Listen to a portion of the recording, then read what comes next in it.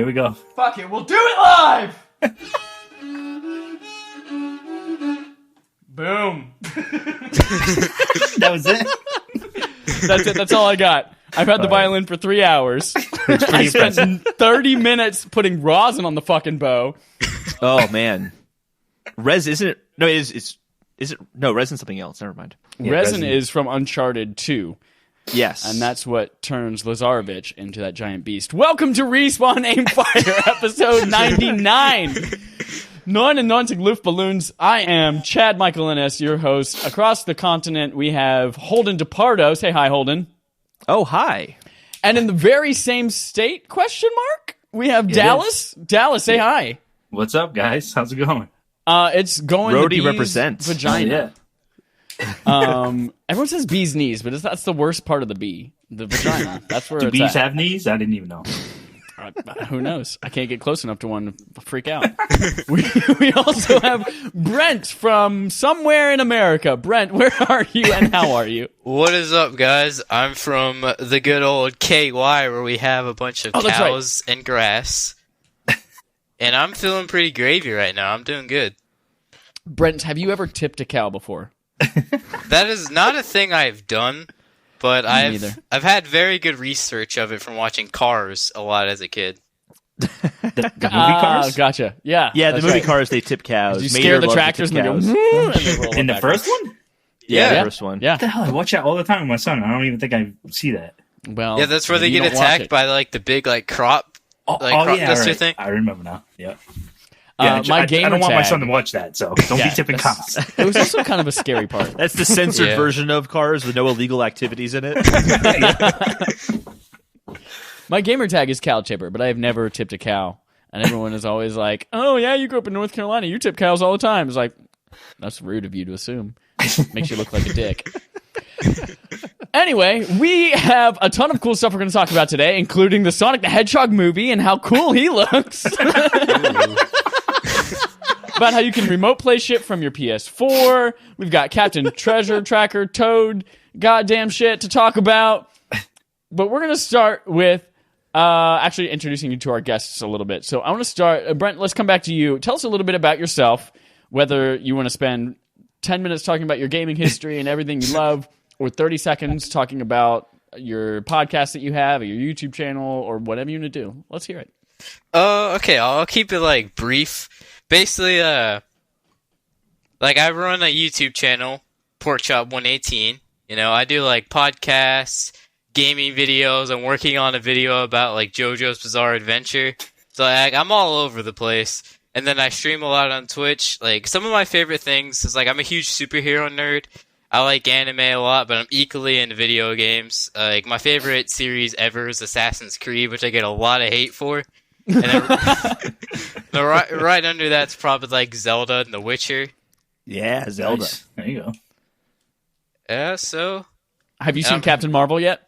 bro, I just got back from seeing it today, dude. Yeah? it was really good. It I'm was. going to see it tomorrow. I'm excited. It's good. It's not like the best. It's not even the best Marvel movie we've had, but it's not as bad as everyone wants to say it is. It's pretty enjoyable. I think what sucks is that it is still a good movie, but I do think it is in like the lower half of the Marvel movies. But there's Yeah. like 20 of them. But all the Marvel movies are still fun and great.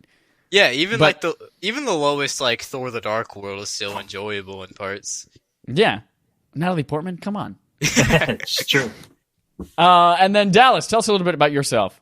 So basically, my Twitter bio says, I think it says husband, father, gamer, and that's basically what I am. I'm a husband first, and then a father second, and then when I get a chance, I like the game. I've been gaming since I was 6 years old, and The Legend of Zelda is what made me fall in love with games.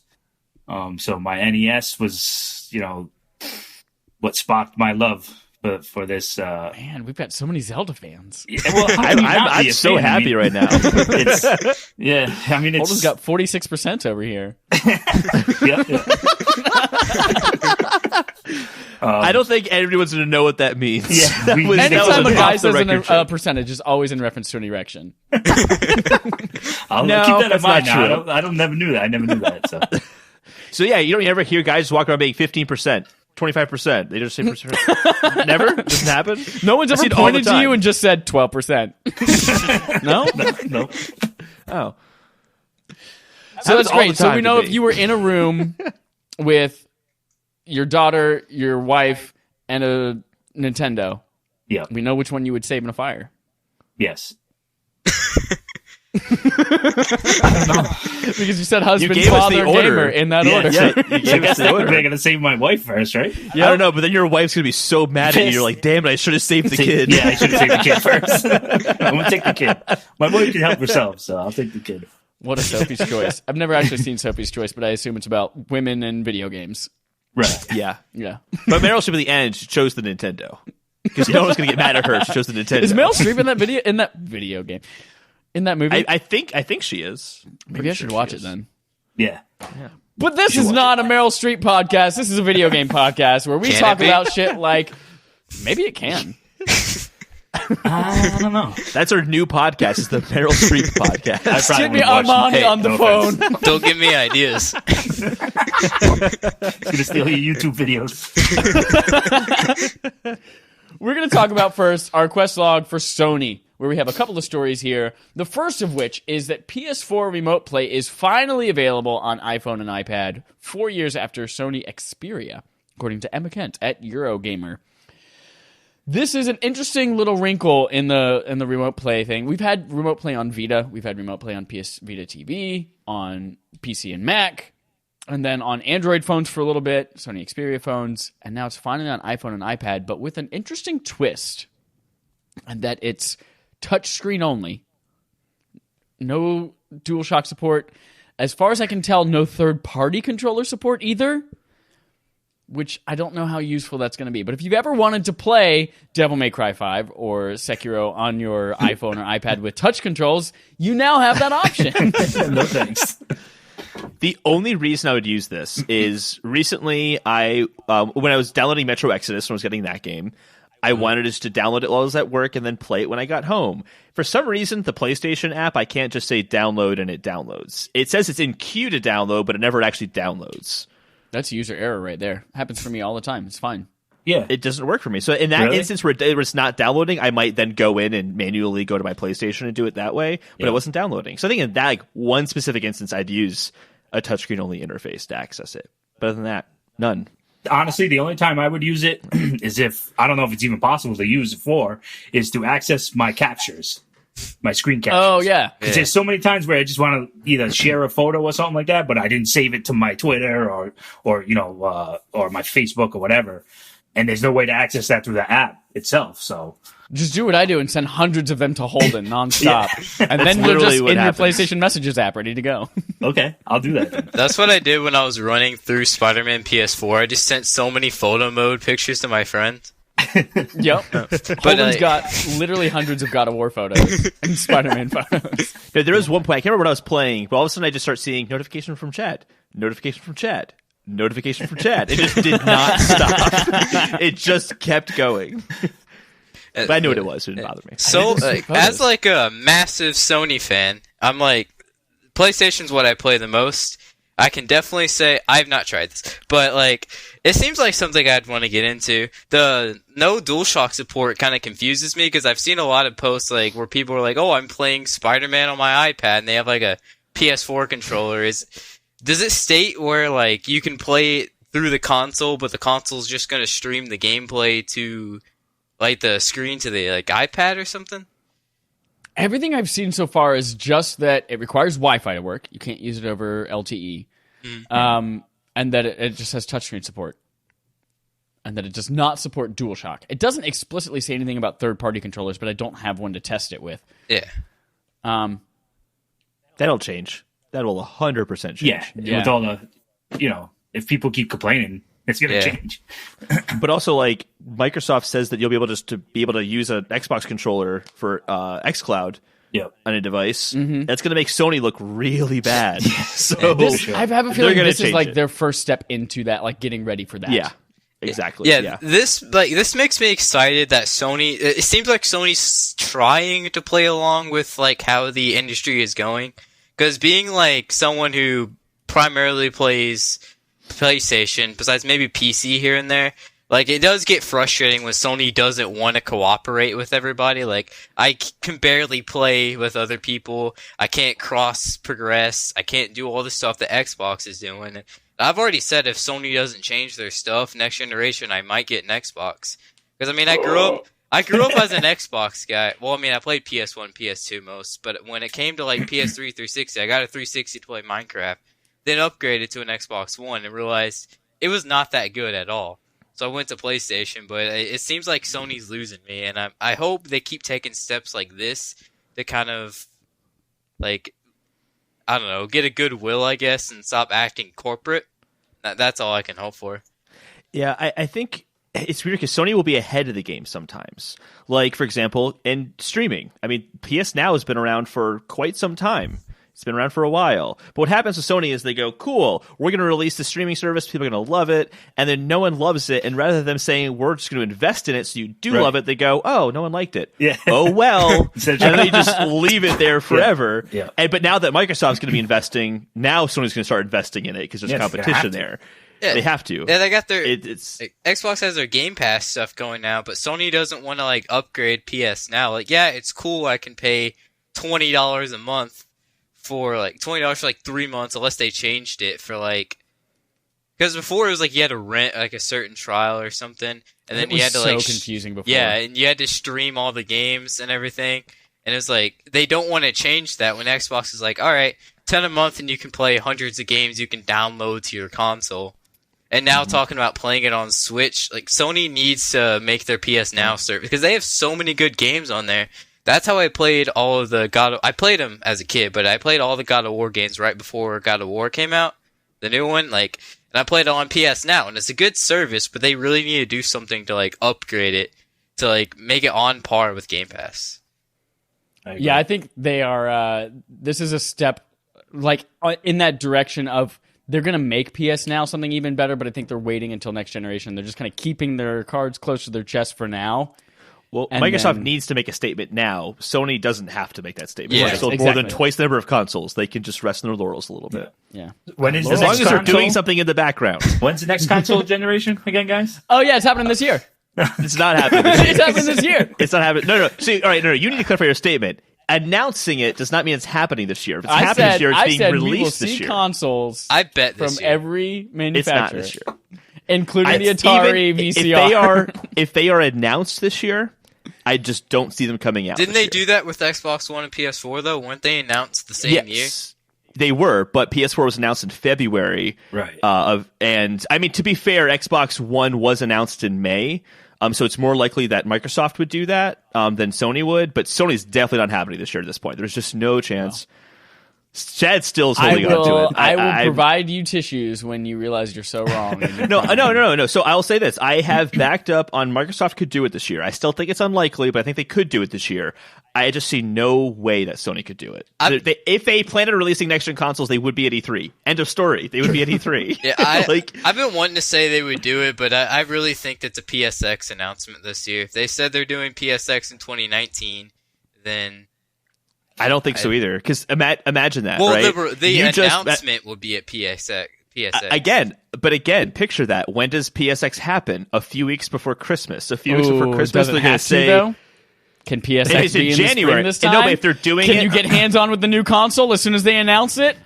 Yeah. Let me finish my thought. If it's in like January or February, yeah, sure, they can use PSX for that. But if it's happening... those are already gone. It's March now. What do you mean they're already gone? No. Next year is what I'm saying. Like, well, how are they going to do it next year when whenever it's coming out in 2019? You're not even letting me finish my thought. I said they would announce it after the holidays. They're not going to announce it before the holidays if they were to do it at PSX, is what my point is. They've pushed PSX out, then I could see them doing it. I think if they don't announce it by the middle of this year, by the end of July, there's no way it's coming out this year. There's no way. Oh, yeah, that's for sure. One thing... But they will, so... One thing I've considered is this statistic that we talked about a few weeks ago, that most developers are working on next-gen games are working on cross-generation games. There's that 20% of developers are working on next-gen games. 18% of that or 16% of that's cross-gen. Only 2 to 4% of that was actually next-gen exclusive games. It's possible that the next generation of consoles might just be released as a soft launch, and it's just more of like, hey, your games are going to look so much better, and look at these other games that are coming out in the future that are going to look even better than that. I think that might be a possible avenue that this takes. I've been thinking a lot about that. I don't think it'll be like a soft launch. I still think it'll be like as big as the Xbox One, PS4, but there's really not anything they can do like in terms of you need to have this console. I really think they're going to be like, all right, buy this and you can play all your PS4 games. Everything else will be good. I think they might have some exclusives, but I can't see it too likely. But I still think it's going to be a big deal that's going to add like a bunch of things that you want to have this console for. Well, and that's kind of why Microsoft has kind of been saying generations are over. Right. Like it's just going to be a continuing. Hardware just continues to get better. Like PCs. I think that's exactly just like PCs. Gross. Yeah, right. And I could walk to Best Buy and pick up an Xbox like upgrade. Yeah. I don't think it'd be like that. I think it'd be like every few years there's just a new Xbox, just like there's a new iPhone. There's a new iPhone every year. Every 2 to 3 years there'll be like a new Xbox that's maybe a little bit more powerful. And you won't ever have to buy it. I think that only makes sense, really. I agree. That's the way hardware is. They'll make more money that way because there are people who will buy a console every 2 years because it's going to look that much better. There are people who like that. A lot of people won't, but there'll be some people who will. For sure. Anyway. I'm one of those suckers. You know what else is coming this year? Maybe not now. Death Stranding, because apparently it's a little bit behind schedule, says Kojima, according to IGN. I could read this quote, but Holden, you obviously read the article and I didn't. So can you give us a little context for this? Yeah, basically he was just saying that they're not super far behind schedule. Every game goes a little behind schedule. They're only a little bit behind schedule. Notably, I thought it was interesting that he mentioned that they're constantly making adjustments to the game, and those are having impacts on their open world. I don't think they've ever mentioned that Death Stranding is an open world game before. Have they? I thought I heard something, maybe, I don't know if it was confirmed, yeah, maybe it was just a rumor about it being open world. Yeah, so I thought that was interesting. But it's still very, very vague. My thought is maybe you'd have more time to finish the game if you weren't showing it off to every developer known to man. Yeah. Just a thought. A thought. Not that the whole development team's going out to Guerrilla Games to show it off to them, but Right. Well, it was their engine. They just want to show them how cool it could be. No, but they were also at another developer this week too. Which one was it? The one who makes Pikmin? Yeah, we did not go to Nintendo. No, I know you they say went to their developer this week. I've seen like Cory Barlog and stuff hanging out with Kojima. Yeah. God, what I would right do now to be best friends with them. Tell me about it. That sounds so cool. I love La La Land. That movie was great. Oh, that's a great movie, dude. I'm a sucker for Kojima musicals. was obsessed with that movie. It was Ubisoft. Just got to see it. Oh, okay. My Ubiquitous boys. Software. Yeah, the team that made Division 2. Got to take a look at it. Yeah. Interesting. Which the connection's obvious between Division 2 and Death Stranding. Small What little Ubisoft thing. studio was it? The guys who did Division 2, which is... It's not Montreal, is it? I think it's Montreal, yeah. That would make sense. I think there was a missed opportunity. Division 2 totally could have been called Division 2 : Long Division. Yep. You're fucking terrible, man. I hate that, but I really love it at the same time. I got to look up Division 2 now because that article doesn't say anything about the studio's name. Or, wait, that's what they called the Game of the Year edition with all the added DLC. There you go. It's just Long Division. Massive Entertainment. Massive what? Entertainment. Massive Entertainment is the developer of Division 2. Huh. You're in Division 2. Nice. Swell. Great. So we'll probably be seeing Death Stranding, but maybe like December 31st this year instead of when That's I thought fine it with was coming me. out. Take as long as you need to take. Get it right. Yeah. Yeah, Right, I'm get in it no tight. rush to play it. It looks good, but I know I'm gonna be spending a lot of time trying to figure out what's going on, so I'm not in a rush. By the end of the game, you still won't know. But it'll be great. I'm excited, but just because it's like a mystery, not because I am excited to play the game. Because I have Right. no idea what kind of game it is. I don't honestly know how we could all be so excited about it because we don't know anything about it. It could be a pachinko game. I know it's just like some weird like sci-fi with Norman Reedus, like Mads Mikkelsen or something. It's like, okay, Yeah. that's all I Put need. Mads Mads in cool there. vibes. I'm all like, The vibes are dope. I love the vibes. Other Yeah. than that, I don't know what it is. I have no idea. Good vibes. Jumping into our next segment called Playtime, we're going to talk about what we played this week, and I played fucking nothing. So, Dallas, what did you play this week? Why did you play nothing? Too busy? I was traveling a lot. I was going to play some stuff Monday night, but we had to re-record our episode on Monday due to a bunch of stuff, and then we recorded another show on Tuesday, and then I left on Wednesday, and I just got back today. Like, had to learn those three He's notes just on not violin. a real gamer, is what it is. yeah. Well, I've been playing the rightful 2017 Game of the Year recently. Yes. Yeah, Horizon Zero Dawn. I jumped back in. I bought it at launch. I got the collector's edition and I everything. agree, Brent. I agree. And Breath of the Wild deserved it. I just didn't want to. I didn't want to. I have this issue with games that I really love. I don't want them to end. I just drag them out. I did that with Mass Effect 3. I did it, with Witcher. I did it with a lot of games.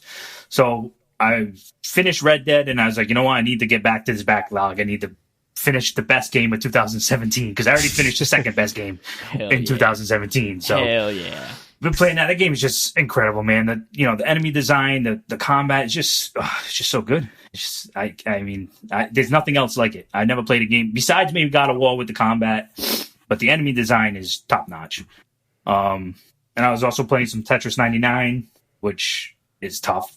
It's real tough. It's really hard, yeah. Sixth place is like the best I could do, and That's incredible. Jeez. That's incredible. I think I only finished sixth, like the second day it came 6%. out when nobody knew what they were doing.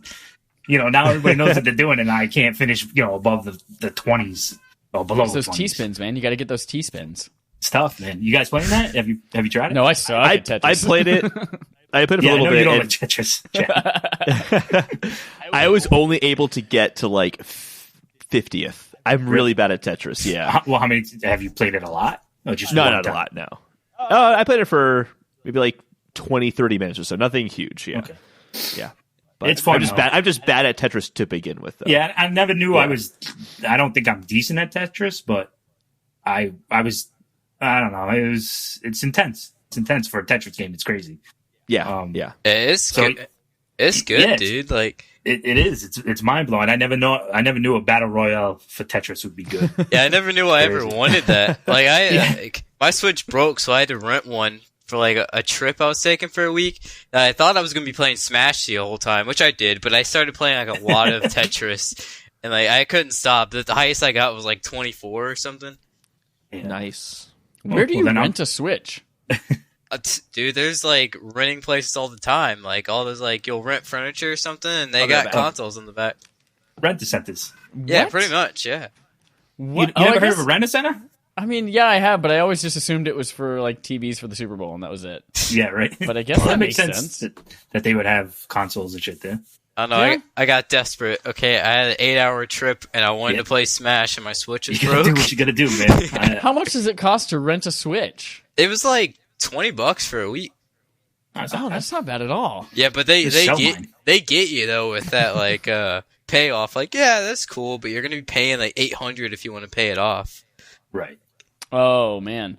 So can you rent it and just return it Yeah, you can just rent it. Like rent it for a week and give it back afterwards. for $20? No doubt. That's legit. Yeah. Damn. It's like if you have a little party coming up, you want to get people, it's like some Mario Party, some Smash. Oh yeah. Can Well, you did you have just to rent buy the games, Joy-Cons? Yeah, Jen. Can you just rent Joy-Cons, or can you just rent games for it too? No, they only got the consoles there. I had to go out and buy Smash, so I'm sitting here with a copy of Smash that I can't do anything with. But do you Email have the that to me Piranha Plant? if you want? Oh yeah, I actually went out and bought Piranha Plant too. He was so good. I was just It didn't like, brick the Switch though, did it? oh no, thank God. That's good. No, that game would be Anthem. That game bricks. Oh, jeez. Consoles. It doesn't brick consoles. It just makes them completely shut off and be scary. Get out of here, Siri.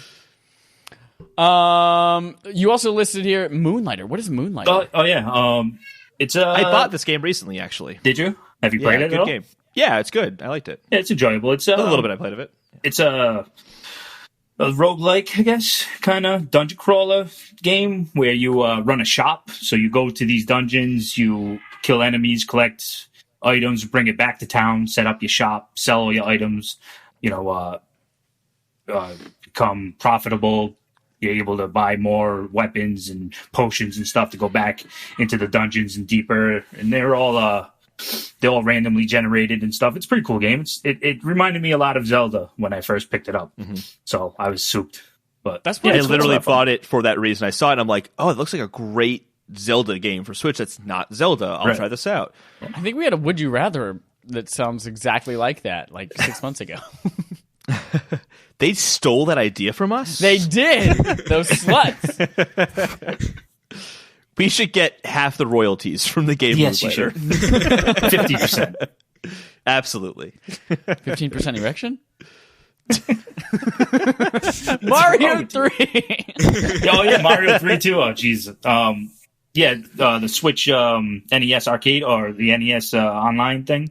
Yeah. I never finished Mario 3 when I was a kid, so I was like, let me jump in this. And they got the feature on there where the save state or whatever it is, where like you could save randomly anytime you want. So that is like huge. Like, I don't know how anybody could beat that game without that. Like, that's probably why I never beat it when I was a kid, because I died like in level 3. And I was like, screw this. Yeah, every That time game's like, tough, get man. like that's my favorite Mario, but there's sometimes I gotta like be like, hey mom, come help me with this, because like that's what she grew up on. Oh, really? What are you trying to say? I'm old? Well, Well, shoe fits, right? There are two things every single time I play that game. I always, in the first castle, jump up above and then get the whistle, and then I always fly to World 8 and I beat it. And you cheated. I got And I you. cheated. That's it. So like I the, didn't want middle, to the cheating. entire middle of the No, game, you're I'm right. like, It's I not don't cheating. remember what It's this still is. The developer wrote it in there. Right. They wrote it in there. It's there. Or also Game the Sharks, game, that's cheating. the level with the sun, and it's like angry and it's chasing you and all the time. Just Yeah. P-wing it, man. Always save the P-wing for that level. I I did not stress. expect that. I played that level and just expected the sun's there because it's an NES game and it's just like a picture of a sun in the background. Yeah. And then sort of move, it really surprised me. That's actually one of my most memorable gaming experiences, is that sun attacking you. It was very cool. Yeah. Yeah, it's tough, man. It's tough. Great game though. oh show. It is. Is that all you played? Yes, I played a little bit of Red Dead, but I don't want to. I want to come back. When Holden finishes that game, I want to come back on and talk to Holden's Holden never about it. finishing that game. That's the secret.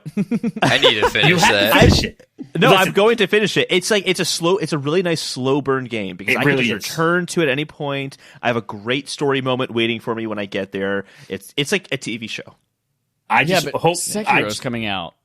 just And promise then me when you Days get Gone is coming out. when you finish chapter 6, I believe, Yeah. or not the last chapter, but the chapter before. So once you get into the last chapter, don't play it through. Don't play anything else. Try and get it done in a night, and then let me know, because All right. I want to talk to you about it for sure. Absolutely. That's the one I definitely game I want to do still a need to spoiler finish. episode for that. Should, yeah. That game is it's incredible. Like, if I hadn't played that before the end of the year, God of War was my game of the year for 2018. But if I had finished Red Dead, I don't think God of War would have won. Oof. Wow. And God of War. You hear that, probably Chad? my You hear that, Chad? favorite Yeah, game. I'm God of just, War is my game of the year. Just what was your game of the year, Brent? God of War. It was Did you play- Spider-Man until I finally finished God of War. Yes, same thing with me. Spider-Man was right up there too. But did you play Red Dead, Brent? Well, that's what I was about to ask you about. Like, I think I got to like chapter 2 or 3. It was like right after we set up the camp, and like it started to get really boring. And I understand. I liked the original one, but I wouldn't say like it was like my top thing. I really want to get back into it, but it really felt like I was doing menial tasks that really didn't like enhance anything. See, I was trying to figure out who to fire Holden for, and I was going to hire Dallas here full time, but now I think it's going to be Brent. Please. Well, let me tell you something. I got hooked on the hunting. To me, when they first talked about the game, when it was first introduced, the hunting is what sparked my interest. And that's what I got hooked on. So from chapter 3 to chapter 5, I hunted every single animal in that game. You know, I had my compendium filled up with every single friggin', and I had all the all the perfect pelts and stuff like that. So that's what drove me, I think, through those slower pots. But like you said, there's a lot of meaningless shit in that game. don't do it. Just go. The story's good enough. No, honestly, the story's good enough that you could just, streamline the story and get a great experience out of that game. The thing that gets me is, like, I don't like that it tells me, like, hey, you have 6 missions on the map. Go do whatever one you want to do. Like, I don't like that. Because then you have to wait till the next set of, 6 missions to be like, oh, what you did previously, it's cool now. It actually goes into the story. Like, I like continuous mission after mission. I want my mission I do now to tell me about what I did previously, where it makes sense. Like, I'm saving someone from prison. I don't want it to take, 7 missions before he finally comes back. It's like, hey, you did this thing. I think that's where the TV show element comes in for me. It's like you have all these kind of little plot threads that are going, all these characters you want to interact with, and it's like, oh, that was really cool. To be continued. But I can decide to continue it right now, depending on the mission, if it's available right now, or I might have to wait. But I kind of like the waiting and the slowness of the game. Like, to me, that kind of makes it, where so many games want to throw things at you and want you to see everything. And this game's like, no, it's a world you're in. You just breathe in the world. Just be in the world. So, you could watch all of Stranger Things Season 2, including that 11 episode, or you can just skip it and continue on with what matters. That episode wasn't that bad. But it's the same thing with Breath of the Wild. Breath of the Wild is a really great game because it's about living and breathing in that world. And Red Redemption had those same vibes for me. Obviously, they're very different games, of course. Right. But in terms of the overworld, it has that sense of being a real place. And you just don't see that a lot in games. I think that's what's so enjoyable moment to moment Red Dead for me, is that I just feel like I'm in a different world every moment I'm in that game. So you might not be like super exciting, I'm shooting bandits, doesn't matter. I just love being in the world. Yeah, it's great. It's hard for me to play games anymore sometimes. Like, either I get busy or I just blow out really fast if a game doesn't hook me. But that's why probably Red Dead hasn't sunk its teeth into me. But I found myself obsessed with Breath of the Wild. Before my Switch bricked, I think I got 50 hours into it, and I was on the 3rd Divine Beast or something. But I was just taking much time just doing stupid Which things. Divine Beast did you do? I did. Did you do the bird? I did the Zora one, and I did the Rito's the bird, right? Yeah. I did the Gerudo one. Wait. Okay. Dorito? I played that game and I don't remember a bird called Dorito. No, the Gerudo. Oh, gotcha. It's a Gerudo and the Ritu, right? Or the Ritu. Yeah, so you did do the bird, Brent? No. I think I was on the bird. I think I was about to do that one. Okay. As long as you didn't waste one of your divine beasts. That's Falco. No, yes. As long as you didn't waste your 2 divine beasts you did complete on the bird, it's okay. That's the weakest one. Yeah, I think I found that one and couldn't figure out how to get up to it, so I just went and tried to find the Gerudo one, and I beat that one. That's the best one, so that's my favorite. No, one. It was good, that except was for that one? Thunderblight Ganon No, fight. that's the camel where you have to sneak into the base first and then get the Thunder Helm, and then you can go to it. I loved the desert area. It was great until the Thunderblight I went to Ganon. that one first. Oh, you went to that one first? Wow. Well, yeah. The rest of the game was a big letdown. Not a letdown. Obviously, it's one of my favorite games of all time, but I shouldn't have started with that one. Yeah, that's crazy that you went there first. What made you go that way? Because I kind of thought... No, it was honestly... I was looking around going, where's the last place they want me to go? And I'm like, I think it's over here. So I started there first. For that. Yeah. It was really hard. Yeah. I was on track and I still could barely beat the boss. Mm-hmm. I can't even imagine. It's tough. That's almost like trying to fight Ganon from the start. Gotta have them hearts. You could, if you get good. No one says about Zelda. Dude, Zelda's so hard. Just get good. Just get good, man. That's a Dark Souls thing. So, Brent, what did you play this week? I say a lot. Been keeping up with my multiplayer games. Been trying to play more of Overwatch, kind of rank up in that. Playing some Destiny, trying to try out the new updates and all that. Been finally trying to beat The Witcher. Still trying to put a bunch of hours into that. I think the main game I've been trying to beat, though, I've played since launch, but I've continuously kind of put it down and picked back up, is Kingdom Hearts 3. I'm in love with that game, but there's some times where I have to just put it down. I don't want to beat this yet. I really don't want to finish it, or I go to like the harder world first because like I love Frozen. So I'm like, yeah, I'll go to Frozen before Monsters Inc. Like that's my favorite Heck yeah. movie for some reason. Like, yeah, I'll go. Have you seen the Frozen 2 trailer? Oh, dude. That trailer is so good. That blew my mind. You Yeah, have no idea like how ecstatic I was about that. Oh, you guys need to let it go, okay? Get out. But also, yes. Holden, you obviously have not seen the trailer. Otherwise, you'd be geeking out because it's fucking brilliant. It's so Ted, good. who are you talking to? Do you think I would geek out over a Disney movie trailer? It's so good. This like was almost on I'm par just not with going like to. I don't. a cool. Never Marvel. seen Frozen. You I never don't seen care about Frozen? Frozen. You've never seen No. Frozen? What? No. What was the last Disney movie you did see? Coco. Oh, that's a good Coco. one. Coco was great. Does you want to like that one Coco? yet. Because there's no. The singing in Coco is a part of the story in Yes. the world. That's I why I'm agree. okay with the That's- singing there. I don't like singing when it's just like Random. pop-up. and like like, we're just gonna sing about sing this shit. because I'm a huge exactly. fan of musicals. I mean, I'm Hell a sucker yeah. for All right, that. Brent, you're back on as co-host. There's a line in the show Glee that exemplifies perfectly why I don't like it. Why did you watch Glee? No, it's a great question because Jane Lynch is hysterical. That's why I She's watched great, Glee. yeah. I watched Jane it for Lynch is Grant amazing. Gustin after So, he became I can't remember- Flash.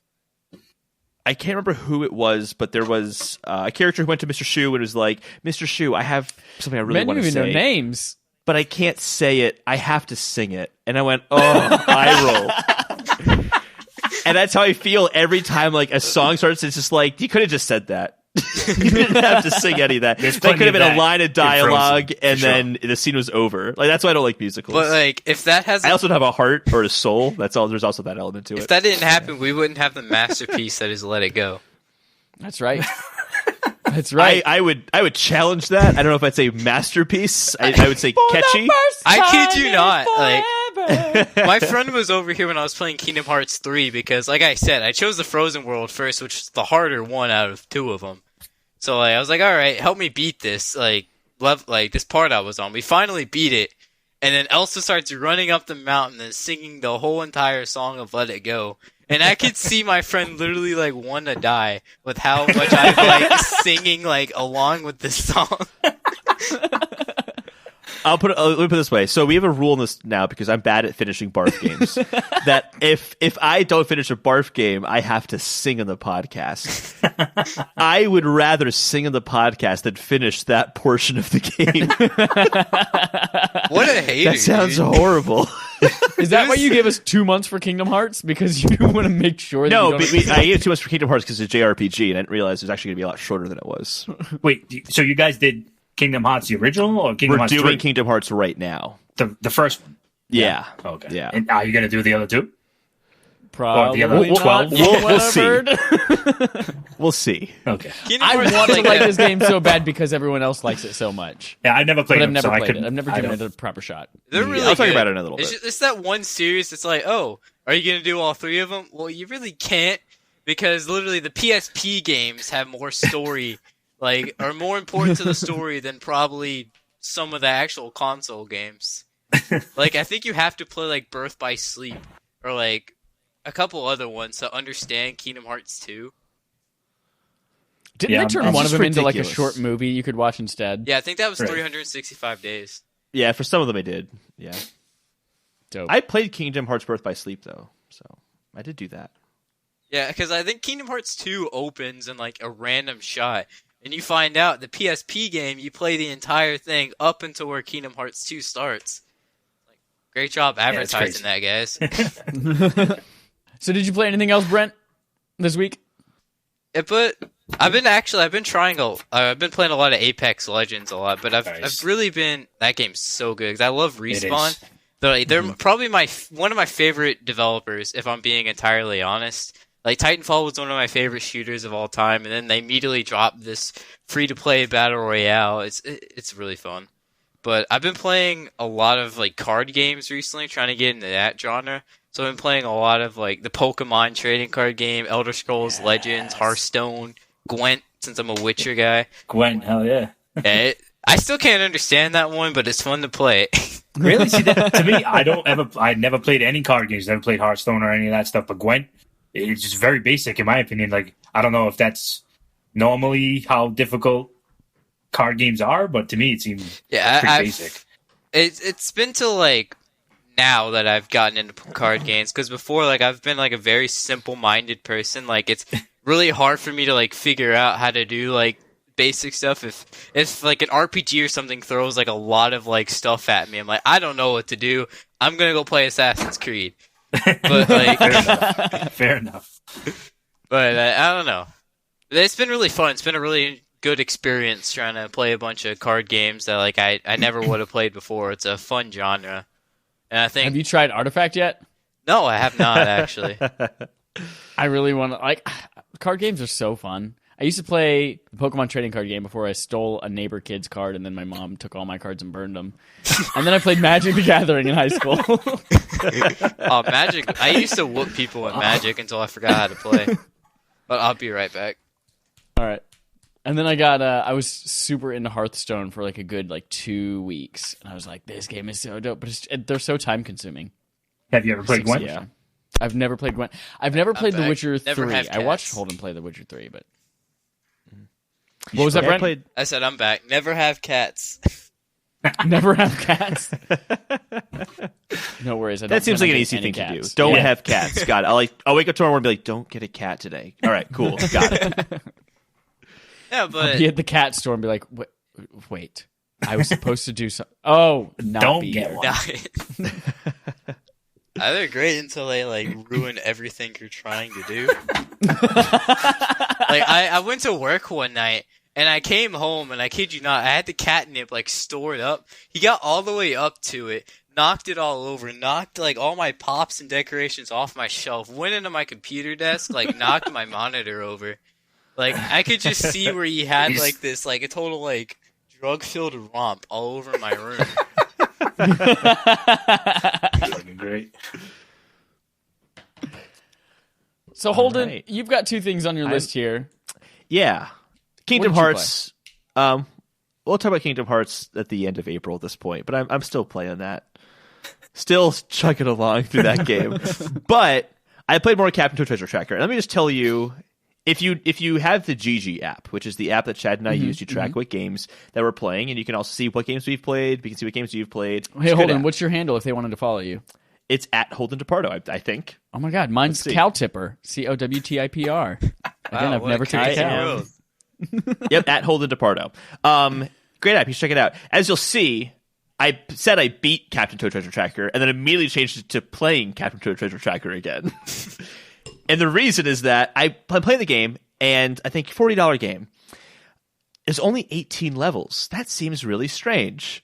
But the levels are really, really good. So I don't know if I feel like I wasted my money. Like, yeah, it was like Nintendo Premium for sure, but like this is a really fun, enjoyable game.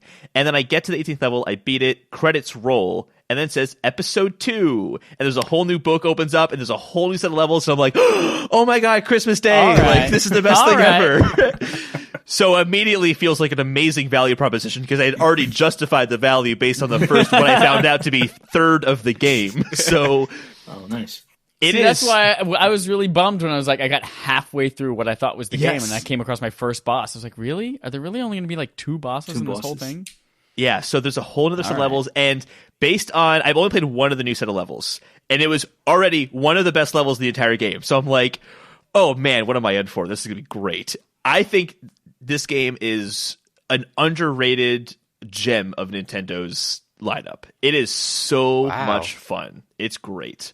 I highly recommend keeping it up. It's one of those games where it is not hard. It's so easy, but it's so charming. And if you don't smile seeing Captain Toad bobbing around all over the place, like you just, I don't know if I can trust you as a human being. I played the demo and I enjoyed it, but I was afraid it wasn't going to be worth the money. Yeah, Now that you say there's that many levels, maybe it is. It's really good, and the levels are just clever. They're all really clever and fun. I highly, highly recommend the game. I don't want to spend too much time talking about it because I want to play more of this game, and I feel like I'm just going to be raving about it for the next few weeks. So I'm really liking it. I think if I get a new Switch, that's one I gotta pick up. I know, like, back when my mom really liked the Wii U, I never really touched it or bought my own games. That's why I just recently got Smash for the Wii U, even though I'm, like, a huge Smash fan. But, like, I remember she played the Super Mario 3D World, and she really liked those Toad levels. She's like, "Oh, I wish they'd make a game out of this." And they released a trailer, and I'm like, "Hey, Mom," but she played that game like a lot, and she said it was good. Is your mom Shigeru Miyamoto? Because it's literally how the game happens. Shigeru Miyamoto saw those levels and went, "These are great. Can we make a full game out of it?" And then they made a full game out of it. So your mom is Shigeru Miyamoto. That's what Dude, I wish. Yeah, my mom was pretty awesome. She invented Mario and like Nintendo and all that kind of stuff. Like, she works at Nintendo. It's pretty awesome. Dude, my mom is like the epitome of like a hardcore gamer. Like she's in there like every day when she's not at work playing Ark, and like awesome. I commend her for the fact that she's played it every day for like years. I don't know what she does in that game. I can't stand it for like 5 hours, even though I was hyped for it before it came out. Like, it looks awesome. I can't get into it. But like, I don't know what she does. I commend her for it. That's awesome. My mom played Ice Climbers when I was a kid. Oh, Ice Climbers. That was her shit. Okay, I gave Ice Climbers a try, but also I was very, very young. But I hated it. Yeah, I hated it. It's tough. Yeah, I didn't Let's play move it on like to our fetch quests.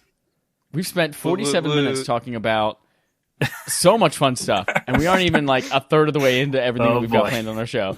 So let's jump in and jump through our fetch quests, which are just basically some headlines we'll read through and maybe discuss a little bit along the way. First of all is Cyberpunk 2077 is still a long ways away. They did confirm that we'll see it at E3, but apparently we are not going to see it release this year. Yeah, this comes from a video that CD Projekt Red released themselves, and in it, the quote is, "It's coming when it's ready. It's still a long ways away." I don't think that means it's coming in 2019. The release date is in the title. Just saying. 2077. Right there.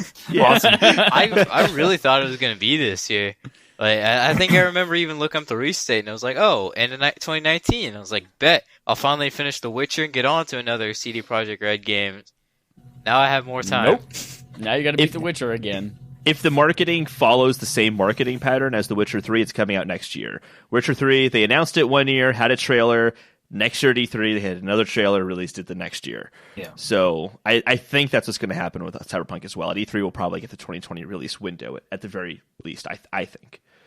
There's another game coming out called Octopath Traveler, and it is coming to mobile. Yeah. What? It is not the actual Nintendo Switch game, but instead a prequel for mobile that looks... To me, it looks like it has all the same environments and towns as the original. Different characters, however, and it looks like you have all 8 characters during battle, which was a big departure from the other one where you only had 4? 4. Yeah. 4, yeah. 4. What a cool little concept. I love that they're like, hey, we have all these assets, we have this town, let's make another story that's a prequel to the other one. And it's going to be like full-fledged, all 8 things have same art style, everything. Yeah. That's great. And actually, that art style is going to look gorgeous on screens, higher resolution than a 720p screen of a Switch. Yeah, it is. So basically, any phone. It's going to look good on any phone. I'm just a huge fan of like porting like small little adventures to like mobile. Like, I don't see a huge problem with it. Even the whole Diablo Immortal thing came out. Like, yeah, they could have handled it better, but it wasn't a big deal. Like, I don't play a lot of mobile games, but I really think there's a market for it, and people just want to like, hey, we want people to play these games wherever we want. We're able to make this game, especially with this Octopath thing. Like, not everyone wants to buy a Switch for some reason, and like I always get made fun of because I was like, hey, I'm gonna sell a lot of my games to get Octopath. Sold them all, bought it, and then played it for like 4 hours. But I really enjoyed what I played. I would like to get into it again. Yeah. And I think I definitely played this mobile game when it comes out. That definitely ties into what we'll be talking about later on with Nintendo and mobile developers. Yeah. So we'll definitely be talking about that. Next up, we also have EA Play won't host a press conference at E3 this show either. So they are joining Sony in that we're not having a press conference, but they are not joining Sony in that they will still have a presence at E3. Yeah, they have their... Well, I guess technically they're not at E3. They're a few days before E3 with their EA Play event. They will still have all the same kind of fan stuff that you can attend starting now on Friday before E3 and going all weekend. And instead of having a traditional press conference, they are just going to have a few different live streams that you can tune into about certain games, which you can almost guarantee... Actually, I think they've confirmed Jedi Fallen Order will be there, right? Oh, boy. In April. Oh, we're that's gonna right, get it. At Star Wars April. Celebration, we're gonna get that. That's right. But I'm sure it'll be at E3 as well. Let's be honest. Yeah, let's not talk about Star Wars at E3. They don't care about that. No one wants to hear about that. Yeah. That's true. That's true. And then finally, there's a rumor that Link's Awakening might not be the only Zelda game released in 2019. Holden, Wait. what percentage? Way over 50 for me. I don't know about you. Oh yeah, absolutely, 100%. Oh my gosh! No, Well, if so- you maintain that through the rest of the podcast, you should see a doctor. Is the podcast gonna go for over 4 hours? Because that's what Viagra says is a problem. Anyway, no. So the game apparently is just going to be an eShop title, and it's going to be smaller. Fine by me. Just smaller in download size. It's going to be a low res Link's Awakening. I'm thinking it's going to be like a Four Swords, like Triforce Heroes multiplayer kind of thing. Yeah, some kind of multiplayer thing. I think it makes sense. I'd play the heck out of that, dude. I love Four Swords. Some of the best memories was just getting everybody together and playing Four Swords. You know, I would play this game if it had good online. That's the only way I'm going to play it, because I've always strayed away from Triforce Heroes. Not Triforce Heroes, Four Swords, because I never had someone to play it with. So there's just no point in playing the game by yourself. So it's just kind of a mess. And you just totally missed Chad. Speaking of a mess. Oh, I'm so wet right now. Thank God for that waterproof Apple Watch that your water just spilled all over. Are they waterproof? That's good. I'm glad They I are know that highly, now. highly water resistant. Yes. I have one and I didn't even know that. So Yeah. Take a shower, go for a swim, throw up on it, do whatever you need. Definitely throw up on it. Yeah. It's And then just rinse it off in the great. sink. that's gross. Take it off your wrist first, though. Don't throw up on your wrist. Oh, all right. Yeah, that's not as gross then. Yeah. I'm just saying, if you're throwing up on your wrist and your watch happens to be on it, you don't have to freak out. That's good. So you're saying I can go to a water park? Yes. And you can get on the Yes. giant water slide, and then you can get scared halfway down and throw up. Can you In a play- lazy can you- river? What about playing it while playing Halo Infinite? Can you do that? Can you wear it while playing Halo Infinite? That was a terrible Jack. transition, but It thank was a you terrible for getting us transition. back on track That's for what our that was? Microsoft Quest. That- log. That was an Transition? attempt to get us back on track, yes. So Jeez. Halo Infinite is confirmed for E3 2019, and the Halo franchise director reiterates that Infinite will be on Xbox One. There was a lot of speculation that since it was not necessarily any gameplay shown off in the trailer last year, and it didn't have. There was also the scuttlebutt about it not being technically marked as Xbox Play Anywhere, that it might not be a this-gen title, but it is. Frank O'Connor, Halo development director, commented on the rumors next-gen exclusive Halo Infinite via Twitter, says, quote, "I have no idea what leak you're talking about, but Halo Infinite will be released for Xbox One and appropriately spec'd PCs." Doesn't mean it won't come cross-generation. Whoa. Didn't rule that out. Because that's a thing, and it's coming this year. I want that Switch thing to be real, like the xCloud and all that. Oh, hell yeah. Playing Halo Infinite on your Switch? We'll find out in, like, what, next week or the week after? Yeah, That's when, GDC. like, When is GDC? GDC or whatever? at GDC, yeah. Actually, it might even be going on. When Yeah, is this GDC? week. This week? Nice. Yeah, this week. Yeah. Yeah, I'd be souped if I could get Game Pass on my Switch. That'd be sick. Totally. Game Pass. I will throw the grain of salt in there. The only thing that was the schedule for GDC showed off them talking about Xbox Live. Explicitly said Xbox Live. Nothing in that said Xbox Game Pass. That was just a rumor that came out afterwards. So I don't know what's going to happen with that or not. So GDC is next week, Xbox by the way. Live definitely happening. Game Pass, I just don't know how that would work. Yeah. How would they get? I can how would see that it work because without streaming? At There's least. a lot of rumors that like Cuphead and stuff would come to the Switch through Game Pass. Oh, and God, I everything. forgot Cuphead existed. I fucking love that game. Cuphead's good. Give me more Cuphead! Because they were even talking about like with the new DLC coming out and everything that they were gonna like Oh, yeah. rumored that it was gonna go Game Pass on the Switch and everything. I don't know. I'm excited. Like I would love They have to a lot play of- like Halo Infinite on the Switch. I'll hook up the Xbox to Halo Infinite. I'm glad it comes out not comes out this year, but I'm glad to see more about it. I'm glad it's coming out in the Xbox One. Stoked. Yeah, it makes sense to come to Xbox One. It'd be weird that they show off a game 2 years or 3 years before next generation, and it's not for that console. It'd just be kind of strange. Yeah. But I'm curious about this discless Xbox One S that might be coming out next month. Am I the only one that every time I hear the word discless, I in my head say not dickless? I definitely have done that many times. It's a I'm always dickless like, Xbox discless One. Xbox What? One. Did I say dickless? Dickless. Great, I didn't.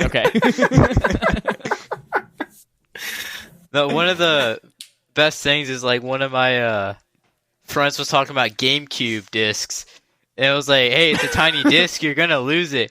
And he was like, "Dude, I have hundreds of tiny dicks," and I was like, "Whoa." He makes it up. He makes up for the lack of size with the number of dicks that he has. Death by 1,000 tiny dicks. Yeah. Oh man. Okay, so yeah, there was more rumors that the discless Xbox One S, which is apparently codenamed Xbox Maverick, could be available as early as next month. Source is Windows Central, Matt Kim from US Gamer. And then this is a cool feature that I didn't know about until you wrote it on here and told me that I should feel like it's dope. It's dope. Alongside the console will be a service that pre-installs games on the console before shipping it to you. Dope. It's so dope. Is this kind of like if you go on Apple.com and buy a MacBook, you can say, "Oh yeah, I want Final Cut Pro," and it will just arrive with Final Cut Pro on it? Yeah. I'd imagine. Cool. Yeah. That's cool. I can only imagine. But I think it's a great idea. It's like, I download all my games to my PS4. I don't get physical copies of games. So if I want to play, if I buy a new system, I'll not have to wait for my games to download before I can play them. And if we're going into this digital future, why wouldn't they do this? It just makes so much sense. Like, oh, you bought your Xbox. Like, all right, Xbox Next Generation is coming out the end of this year, just hypothetical, and Halo 1 Infinite is a launch game. You want to download it digitally. Cool. You got the console. It arrived at your house. You open the box. Now wait 20 hours for Halo Infinite to download. Yeah. Speaking of, this is kind of it's like just not related. fun. When this comes out, what size hard drive do you expect? Like, I'm Terabyte or conflicted higher. because It's gotta be at it has least. to have a terabyte at Yeah. least, but also I think 2 would be best. Yeah. Yes. I have a That's 2 possible. That's terabyte very feasible, I external, think. and that was the best thing I've ever bought. Me too. part of what For I my think they're PlayStation. releasing this console for, though, is to be a cost-cutting measure. And if they jump up to 2 terabytes, like that's gonna. But here's the thing: is 2 terabytes really that much? Like, how much? Let's look it up. I'm curious. $60? How much? You wanna. Let's Yeah, look it it's up. one of the Oh, cheapest gotcha. PC components, so I mean, they can do The it. storage is not. Yeah, and also it would not be a solid state 2 terabyte drive. Exactly. It would be hard disk, and I can't imagine that's going to cost too much.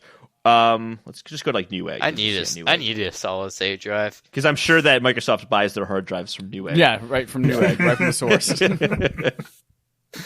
Speaking of downloading things to your console, did you guys see that the Division 2 : Long the Division will be 88 to 92 gigabytes? That's crazy.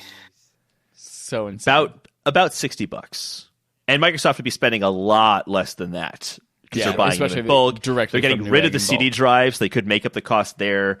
If you don't have a CD drive for media, you want more storage for your media.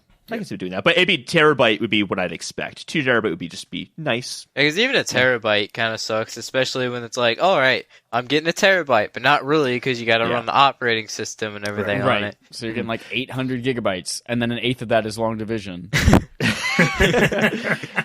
To be fair as well, though, this would be a 1S, so wouldn't have to worry about like the 4K patches and things like that make games Yeah. absolutely true, massive. you file true. size. I wouldn't buy it if it was an S though. I would think about getting it if it was an X. I have an Yeah. S right now anyway, so that's mainly the Yeah, reason why. Yeah, that's kind of what leads me to believe it's going to be a cost-saving thing. It's going to be a cheap console. Yeah. Inexpensive console. Because they've already proved they want people to play Xbox regardless of like how much money you have. Because they have like that layaway thing or something like the Microsoft stores or whatever. Like, Yep. yeah, you can get one the for like subscription thing? it was like a month free or whatever, and then you pay like $30 a month or something, and it gives they just- it gives you free like gold and Game Pass and stuff like that. They did discontinue that, but they explicitly said that they're going to bring it back again. Yeah. Oh, I'm misinformed. No, you're fine. You're fine. You're It was a fired. very under Get the off my radar show. thing. It was very under the radar. It was not like a big. It was not announced at E3 or anything like that. Don't worry. Well, I mean, it's just one of those things. Like doing stuff like that, they've proved that like they want to get Xboxes in as many homes as possible, any low income homes and everything. And yeah, you could say Microsoft's wanting to just be the top dog again, and they're gonna crap out afterwards. But I'm really liking this initiative for Xbox. They're really trying to be for the gamers. Yeah, I mean, it's just Phil Spencer. I think Phil Spencer's just doing a great job in that company. He's killing it. Absolutely. Yeah. He's the cool kid. He's the cool kid of the three. I have to pee again. I don't know why You I have to pee so again? much. I know, again.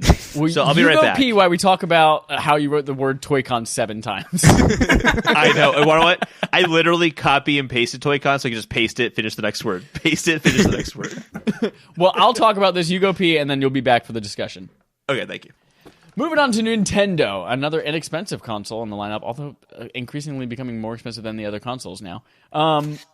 The new Nintendo Labo kit introduces shareable, simple VR gaming experiences. So, for the first time, we are seeing VR capabilities on Nintendo Switch, but don't freak out. It's just basically a glorified Google Cardboard. It's But right with some after really cool stuff. Reggie said no VR. Reggie retires. That's right. No VR. I'm out. Fuck you guys. I'm going home. Yeah, it's arriving April 12th, which is just a month from now. There are going to be two versions. You can buy like a low-cost kit that's just the VR kit and a blaster, and it's $39.99, and then you can upgrade with expansions. Or you could buy it all for $80. Comes with all 6 Toy-Cons. It comes with the Toy-Con VR goggles, which you put the Switch into, and that's like the Google Cardboard thing. And then there's a blaster, like a rocket launcher. There's a camera. There's a bird. There's an elephant. There's a wind pedal. And all of them have to do with putting the goggles on your face and then sticking something long and pointy off of it. And that's it. Can I just share something about Yeah. the goggles thing? I think it's funny. Behind the scenes, again, people don't know, I'm a brand ambassador for Oculus. I'm actually wearing this shirt right now because I got back from work. And they literally say to us in training, like, hey guys, it's a headset. They're not goggles. And then Nintendo just goes ahead and calls them goggles. I just thought that was really funny. I think this is cool. This is interesting. Like, Yeah. I like that. I like the Labo stuff. It's not something I would get into. Like, I feel like I'd like to build it, but after that, I have no place to put them. But it's interesting. For me as a kid, I've always like been obsessed with stuff like Legos and Minecraft, which I still play to this day. But like and stuff like that. So I think as a kid, I would have loved to have something like Labo where I could build it and then play it in game. Actually, that's why I was obsessed with Skylanders, because I had like the toys I put into the game. I feel like Labo would be another extension of that, because I get to build it, spend all that time, and get to play a bunch of stuff. It's interesting. I like that, and I'm happy for the kids that get to grow up with it. Yeah.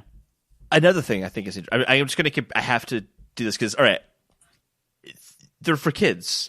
I can't give demos to kids. I was with thinking the about that too. Like, headset. because PSVR it's- says you have to be 12 or older. I was like, Right. Exactly. So like, this doesn't make sense to me.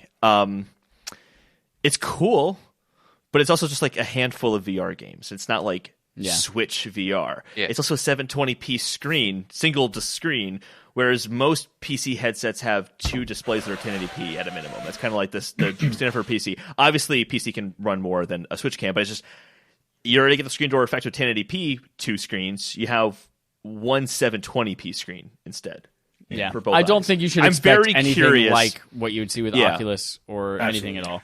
Totally. Yeah, But I I think wanna- it's just kind of a cool Google Cardboard thing. I want to say, like, right now, Totally. like, I know a lot of people are going to be like, oh, does this open the door for VR, actual VR? Absolutely not. I really don't think. I think Reggie was speaking for Nintendo and not himself when he said no VR. I think this is just, like, a fun little thing they could do for Labo to see how far they can push Labo. Yeah. But I don't think we'll ever expect, like, actual VR gaming, a VR console from Nintendo. It doesn't seem like anything that would ever be on the radar. Labo seems like it, because it's having fun with cardboard, it's interacting with kids, doing all this fun stuff. Nintendo's not about cutting-edge VR graphics and gameplay and everything. So I know Except a in lot the of people are going to 90s. say that, but I really just want to say I highly doubt it. I know they were cutting edge in the 90s with Virtual Boy. That was Virtual Boy. cutting edge VR technology at the time. If you give me a VR game like Moss in the Zelda world, God, yeah. dude, Oh yeah, 100% again, man. I've Down. always thought that Mario games would be really cool in VR because you could walk around the level and like say, like, oh, that star coin was actually hidden like over here. I had to walk around this to see it. You're the Lakitu. Whoa, that blew my mind. Yeah, right? The Lakitu? Yeah. What? Lakitu, That's the floating cloud guy with the camera. with the camera. in Oh, Mario shit. 64. Oh. Yeah. It's like you're the Lakitu and you can move around and stuff. That would be so freaking cool. But I also like the idea of like, Yeah, Here's sorry, just go. for a second. Go. Link's Awakening is like a toy set, right? And I'm pretty sure I said in the podcast before. I think it'd be really cool to have a toy set version of Zelda in VR, where you're like looking down at a play set of Hyrule and are like controlling Link and moving around. Like that'd be so dope. I want that. Dude, you should play Astrobot. Astrobot's I should play awesome. Astrobot. Astrobot's It's so so cool. I need to get a PSVR first. Yeah, I need Yeah. to get into all these like You don't have a VR? classics. I have an Oculus Go, but that's all I have for VR. So, whatever. We live in the same state. We're 20 minutes tops away from each other. I'm going to let you borrow my Xbox so you can finish Mass Effect. Oh man, that would be amazing. And then you could come over and play some VR with me.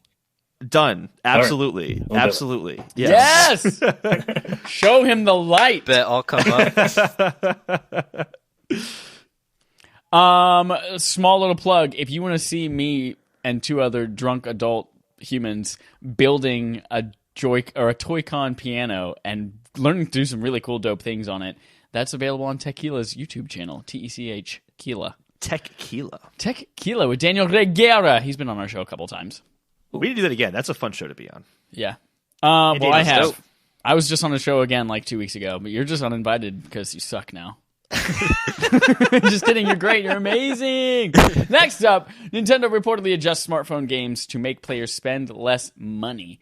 There was a concern Nintendo was having that all of the microtransactions that they currently have in their games might be tarnishing their brand and being a little bit predatory. So they are partnering with DENA, and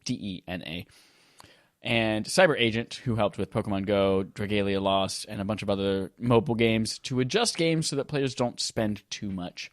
I think this is a really cool, Yeah, good for just further like exploration into the medium of mobile gaming for Nintendo. They're just trying so many different things, and they're realizing, hey, yeah, this might be a little too gross and predatory. Let's scale that back.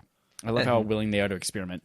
So I don't really play much any of the Nintendo mobile games besides like Pokemon Go, which I know is Pokemon Company and Niantic. But do they really have like a lot of microtransactions in their game? I mean, I've spent over $100 on it. So. Oh, which one? On Pokemon Go. Oh, well, yeah, like I said though, that's like Pokemon Company, though. I don't know how far of like a reach Nintendo has over that. Props to Chad actually, because when you looked a little embarrassed for a second. You're going to say a number, and then I'm like, was he going to say like $500 or something? Because you play that game all the time. For how much you play that game, $100, I don't think it's actually that bad. Yeah, especially for I don't 2.5 years worth of enjoyment. No, like every day though. Like every time, if Chad and I are hanging out and we walked out to go to Chipotle, which is literally 2 blocks, he'll pull his phone out and play Pokemon Go the entire walk over there. Yeah. I don't know how his battery lasted his whole day. I don't know. You don't have a battery pack. You I also just don't do anything else. That's all I use my phone for is Pokemon Go. Every time I take a trip up to like Illinois or wherever I feel like going, like I always like play Pokemon Go. Like since that's like a frequent thing, I'm like, oh, I'm catching all these Pokemon I can't get here, something like that. Yep. Like, it's great. I was just down in North Carolina earlier today. You can only catch Carnivine in that area-ish, like the southeastern United States. Can't get that in California. I'm just trying Fuck yeah, I'm gonna play I'm just Pokemon trying to down there. find those like it was like Molten or something, like those Pokemon that you can put into Let's Go, but you can't get them in the game or something. Yep. That game's so good. Anyway, a little less predatory. I also want to mention there too. I don't know if you just mentioned it or No, not. you can't. Nintendo also said they want to do this because, or they didn't say this. The leak is saying they want to do this because they see mobile as advertising for Switch and 3DS. Yeah. And that was kind of their pitch from the beginning when they announced their mobile strategy, is that these would be something to get people hooked on franchises to then go to their main console. So you don't want that to be too predatory because it's going to piss people off. Be like, well, then I want to play Switch. It's going to be even worse. Right. I don't want to have to pay all this money on Switch. Yeah. Every time you jump in Mario, you have like a certain number of jumps per day. And you have to buy into it after that. Buy more jumps. Buy more jumps, yeah. We're going to transition now into our next segment called sponsorships. And we don't have sponsors because we're a little tiny baby podcast wrapped up in a little manger floating down a river. I'll sponsor you. Ooh! But wait, we have an opportunity to sponsor you because we're so generous and gracious and amazing. Twist. And we do that through the participation award. And since we are 2 years old as of this month, we are doing things a little bit differently for the month of March. So every single week, someone wins $20 to the gaming service of their choice. So this week, if anyone wanted to enter the participation award, we wanted to find out how you guys found us. So we had you tweet out, I found Respawn Aim Fire, use hashtag participation trophy, and we heard from quite a few of you, 7 of you, really interested to find out how you guys found us. We're going to do something slightly different in a second, but first we're going to find out who from this list wins that money. Drum roll, please. Hey Siri, pick a number 1 to 7. A random number between 1 and 7 is 6. 6 is Trevor Bettis. You guys might remember him from the very first show we did guest with this year. Hashtag You're the Guest. Whoa. So congratulations, Trevor. I'll send you a little DM on Twitter. Next week's is your favorite Respawn Aim Fire memory. So you'll start your tweet with my favorite at Respawn Aim Fire memory is whatever it is, hashtag participation trophy. Make sure you're doing those 2 things because it's actually really hard to search all of that on Twitter. My favorite memory is being here here right now. Yeah. Oh, put it in tweet form. I didn't even see the other tweet. I'm mad I missed out on it. Not only is this a great opportunity for us to get back to you guys, but it's also great advertising for us because we want to reach more people, and your friends can be our friends. And that's just for a nominal fee for us. For the price of a cup of coffee a day, we too can have your friends. So just like last week, I'll craft another tweet explaining the rules for this one. But yeah, whatever your favorite Respawn Aim Fire memory is. It can be being on our show. It can be a segment that we did that might have been really offensive. It could be... we never do that. What are you talking were about? doing while listening to us, which could be a myriad of things. We also have hashtag thanks for creating, which is something that I unfortunately have been lax on the last 2 weeks with creating graphics for, which means nobody's done it. So we're going to stick with the same one for last week, and I'm actually going to fucking get off my ass and put a graphic out for this one so people do it. Hashtag thanks for creating. Thank the developer of the game that you've played most in 2019. We're doing that one again. I'm going to put out something on Tuesday as we release the episode. I'm setting a reminder already. Hey, Siri. Remind me at 9 a.m. on Tuesday to release Thanks for Creating. Okay, I added release thanks for creating to the... I don't need a fucking novel. So that's what we're going to do. We've already talked about our bar for the month is Kingdom Hearts. We have till the end of April. Special guest, $20 winner Trevor Bettis is going to be joining us. Oh, shit. I mean, yeah, I guess that's a confirmed thing. He's going to be there. Yeah. And then finally, our last segment of our sponsorships is not really a sponsor, but it's fun to throw in with everything else. And this is from Ryan. Holden, we've got to change your template so we can put Ryan in here. I do. I'll do it right meow. Great. Ryan, originator of Ryan's Subscriber Interrogatives. If you guys would also like to be a Ryan, you can tweet at us or email us your questions as well. He submits this week. I'm not going to do the voice. But what is your greatest gaming accomplishment? So I'm going to cheat a little bit because my greatest gaming accomplishment is actually this podcast. There you go. I think this is the coolest fucking thing I've ever done. Seeing this community from just like Tunic and Fez talking to us and Jerson, and now it's like all of these people, and it's amazing seeing how literally like 10 to 15 people have started their own podcast, or people have met because of our show who had no idea who each other were. And have started their own content creation stuff. It's so freaking cool. So this is my greatest gaming accomplishment. And I'm going to turn it over to you guys for something less cool and impactful as mine. Dude, this podcast is great. I love watching it. I love It interacting is pretty with cool, people. man. It's awesome. Thank you. This is an awesome thing Thank you're you. doing. Go ahead. That's it. That's all mine was. What are your guys' answers? I don't have anything that's that cool. So I'll go. I'll go cool next. Game Yeah, that did you something go. great in. I'll go next. Apart from Respawn Aim Fire as well, but Chad stole the thunder. He said it first, but I'll say it as well. that's not bad. I know he just took it from me. I can't top that now. So I have to do a game, And that game is, I think I mentioned this before, is Link Between Worlds. I did 3-heart challenge run with no fairies on hero mode, and I beat that shit. And it was goddamn rewarding. And I beat that shit. So that's my greatest gaming accomplishment. I think I remember watching you fight Ganon in that one. Or I was in one of your insane runs that you did. I was watching you fight Ganon trying to do it. It was pretty awesome. Yeah. And then another accomplishment. Also, we're going to be doing some cool things this year, and we're working on some awesome things. I'm very proud of what we're working on. I don't want to say anything more than that, but I'm very happy with what we're working on. And if it pans out as well as I think it's going to be a huge accomplishment, I think. Chad, you know what I'm talking about. I have no idea what you're talking about. You know what I'm talking about. Here's hoping, fellas. Here's hoping. I guess my accomplishment would be I once completed a perfect encounter with the Corruptor in Horizon, the first encounter you have. Yeah. I beat it on very hard without getting touched, without losing Holy crap. any health, I was pretty proud. I mean, like, got no accolades for it, obviously. Nobody knows except for the people that are listening now to this. So, but yeah, I felt pretty proud about that. What did you use? Well, at that point, you only have basically it was just the fire arrows, so it was only one bow. And I used a bunch of the shock traps. Oh my god! I set those up around the camp, and because it breaks into the camp at that point, so I set a few up by the door that breaks in, and it was intense. I actually recorded it, and I think I posted it on my Facebook, but it's got like 70 views, and it's probably from like me watching it 70 times. I'm so good. So I'm badass. so good. That's how it be. 45%.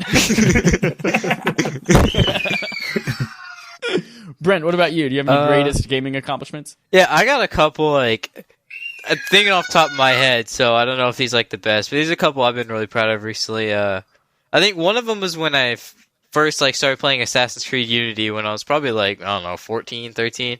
I thought it was the coolest thing ever that I beat the hardest raid in the entire game without losing any bit of without getting spotted, because in that game if you get spotted or you do something stupid you lose a bit of the reward or something. I got the complete thing. It was the hardest raid, barely anyone could do it, and I did it by myself solo, and it wanted you to have 4 people. So I always thought I was the coolest person ever for my years of Assassin's Creed.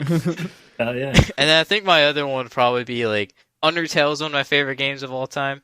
So I've been playing that so much since it came out, trying to speedrun it, and I got it down to about 3-4 hours. Really proud of that. I started speedrunning Genocide and beating Sans, and got really good at that. So I guess that was kind of an accomplishment myself, since I don't stick with games and I'm very bad at games. That's awesome. Yeah. Thank you, Ryan, for submitting that subscriber interrogative, and thank you, gentlemen, for your answers.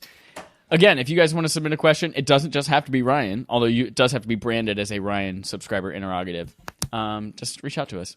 But now we're going to reach out to you about a main quest and how ugly this fucking thing is. So right now, we're going to talk about a leaked photo of Sonic the Hedgehog from the Sonic the Hedgehog movie. If you are listening to us right now, don't pause, because I'm gonna stall long enough for you to go and search for this image and take a look at this image, because we're gonna be talking about it here for the next little bit. It's an image of Sonic. He's in a ring. It has the title and his eyes. But yes, Sonic the Hedgehog movie. Holden wrote the title "Dead on Arrival?" ? Dun dun dun. So this photo comes from a leak at Hamagami /Carol Inc. with 2 R's and 2 L's. Fun way to spell Carol. The advertising agency associated with Paramount Pictures. So it's kind of probably most likely legit. Yeah, and it looks hideous. And it's not like one of those things where it looks realistic like Pokemon, like Detective Pikachu does, and it's jarring but also really cool. This is more like, oh my god, this is the thing of nightmares, and I hate it. So I was never a big Sonic person, so I kind of saw it and goes, that doesn't look right. I don't know what it is, but it doesn't look right. And I couldn't picture what it was.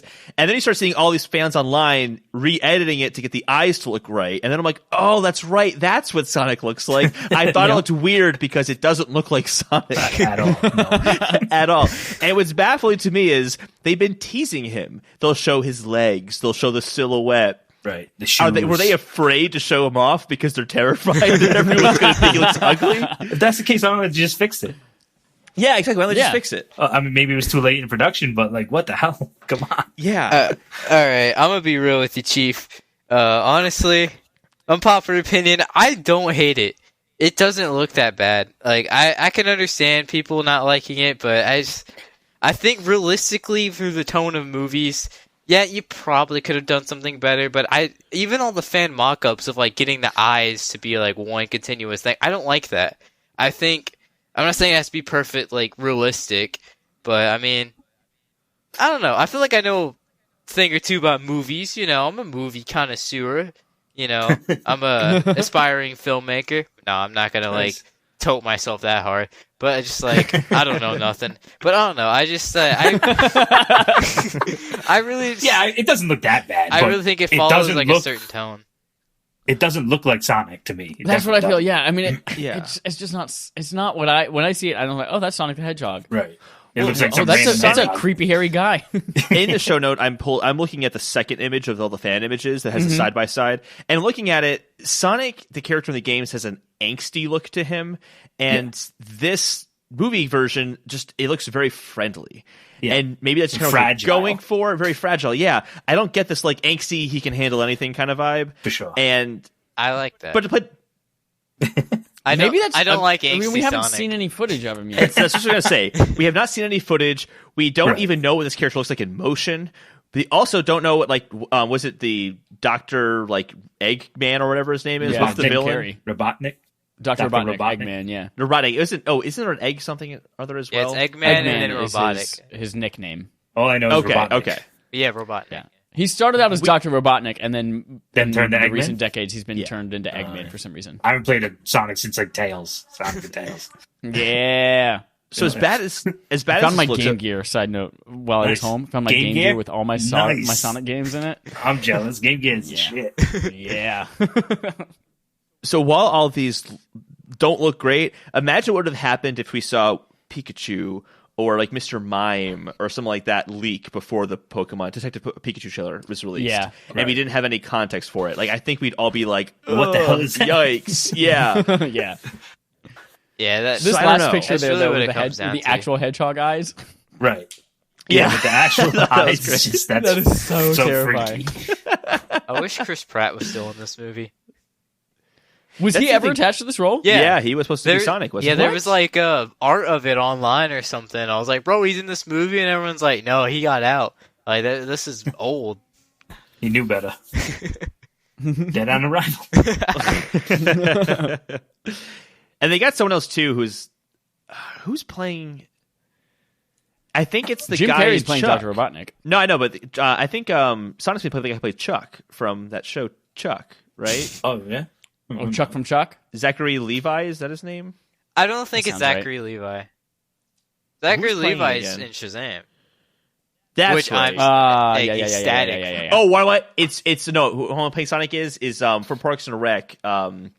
Chris Pratt. What's his Oh, name? yeah. It's John Money, Ralphio. please. His brother. Yeah, John John Ralphio. Ralphio. Yep. John Ralphio. That's who it is. Why did I think Zachary Levi? That's so random. It's nothing to do with with that guy. I mean, they're both white guys with black hair, so. Oh, right. That's what that was. That's why I That messed explains it it. up.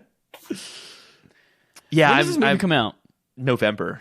We're gonna get a trailer pretty soon, probably. We'd Yeah. have to, unless they're gonna redesign Sonic in every single scene to give him bigger eyes. Watch like it next week. It's like Sonic movie delayed until like summer 2020. Well, if Disney's not going to redesign the genie in every single scene, you can Oh, bet boy. this company's not going to spend any money to redesign Sonic. I will say I do think that Sonic looks better than Genie in Aladdin. I agree. Yeah, Yes. and we saw a video of Genie Yep. in motion. Woof. Sad. Woof. I guess I Anything don't. else you guys have to say I about guess I Sonic? don't hate things because I don't really hate the genie either. You're just too good. You're so young and pure. Very accepting. Yeah, I mean, I'm could learn not a thing gonna or like two say from it's the best thing, but I mean, Right. I don't know. I guess it comes down to tones, and I know what tones go into the movie. You can't make one thing contradict with another tone. Like, you can't put anything into a movie. I guess is what I'm trying to say. Yeah. So you're thinking they go for like a lighter-hearted tone Sonic movie. Yeah. And they want a lighter-hearted version of Sonic to go along with it. Right. And those What angsty if he was, eyes like, or the actual hedgehog hedgehog size in eyes this just movie? wouldn't work. What if he's literally like the size of a tennis ball in this movie? I don't think that's true because you've already seen pictures of him. And That'd be great, actually. I mean, we don't know the scale of those pictures. The camera could have been really close up. But if he was that's bigger true, than but I Robotnik- saw his. All right, that's fair, but I don't think that's gonna be the case. I'm just gonna go with guess prediction for Sonic movie. He will be larger than the size of a tennis ball. All right. I'll bet you $10. Aren't normal hedgehogs bigger than a tennis ball, anyways? No. I mean, Softball maybe if they size? get really old. No, My they're bigger than a roommate tennis has ball. one. They're absolutely bigger than a tennis ball. How big is a tennis ball? I don't know, like this big. Yeah, not even. It's like Yeah, that. Yeah. Okay, maybe softball size. yeah, softball size or Yeah. football size, maybe. So that's the question. Definitely Then. not Will football Sonic be size. bigger than a softball? We don't know. That's a better Who question. knows? Who Find out knows? next time on. That should be the name of the episode. Is Sonic bigger than a softball? Watch him be like bigger than Robotnik. The stakes feel lower. I think it's because Sonic's 3 times the size of the villain. Yeah, that's definitely what it is. Yeah, it doesn't work. The real villain is Sonic for making Robotnik feel insecure about his height. That's why Plot Robotnik's twist. so mean. All right. This brings us to our end game where we talk about... Sorry, I had to change the name of the title to Is Sonic Bigger Than a Softball? This brings us to our penultimate segment called We Are So Fucking Humble, where Holden and I take a back seat and we let our guests run the show and bring a topic of their choice to discuss amongst us. So, Dallas, you had mentioned you brought a topic. Yes. Go for it. We're going to take a back seat. Recently, I was talking to my sister about the upcoming Game of Thrones season, and we were discussing about how we would be upset if certain things happened at the end of the season. And Like that if Ned came- Stark died. Yes. Wait. I was upset. He So- dies at the end of season 8, right? That's a spoiler for the end of season 8. Yeah. Whoa, spoilers. Yeah, right. Spoilers So for I an don't- episode that's not come out yet, but whatever. So it led to the discussion about Mass Effect 3 that is released 6 years ago this week, I guess, and how people were so upset with the ending that they actually patched in a new ending. So I was just wondering if there's a video game recently that you guys have played, or even media, movie, whatever, TV show, that you were so upset by the ending that you wish they patched in a new ending to satisfy your needs. Holden, you mentioned you had one already, right? Yeah, Metro Exodus. More like not the ending, just more like the last half of the story. It's not that it's terrible, it's just that the first half is so incredible. And then the second half goes for more of a personal experience with a particular character. And that's the stake. It's just that one character. Whereas the stakes in the first half of the game were so high, like conspiracies and all this other stuff, that it just didn't live up to the first half of the game. That bums me to hear. Because I've been waiting to play the game because I don't want to play it on PS4 because of like the problems, and I'm waiting till I get it. I'm on PS4. It was great. Yeah, well, I'm also yeah. about to buy a new PC, so I want to get it on there to like get like the best I can get. But like I've been seeing all these reviews come out for it, and like I'm a little bummed, but I'm still hyped. No, I'll say this: the story doesn't live up in the last half, but the gameplay scenarios make up for it. Okay. So it's not like I wasn't enjoying my time. It's just like, oh, all this cool shit already happened. So I feel like I'm past it and just kind of just surviving at this point. But I liked just surviving in those worlds. It was fun. Just the story didn't quite live up. That's all. I think it's something I would like. It's not a video game. I think it's like I've already mentioned. I like most things. Like Assassin's Creed Unity, one of my favorite Assassin's Creeds. Assassin's Creed 3, one of my favorite Assassin's Creeds. But regarding movies, I think one of the movies I really didn't like was Thor Ragnarok.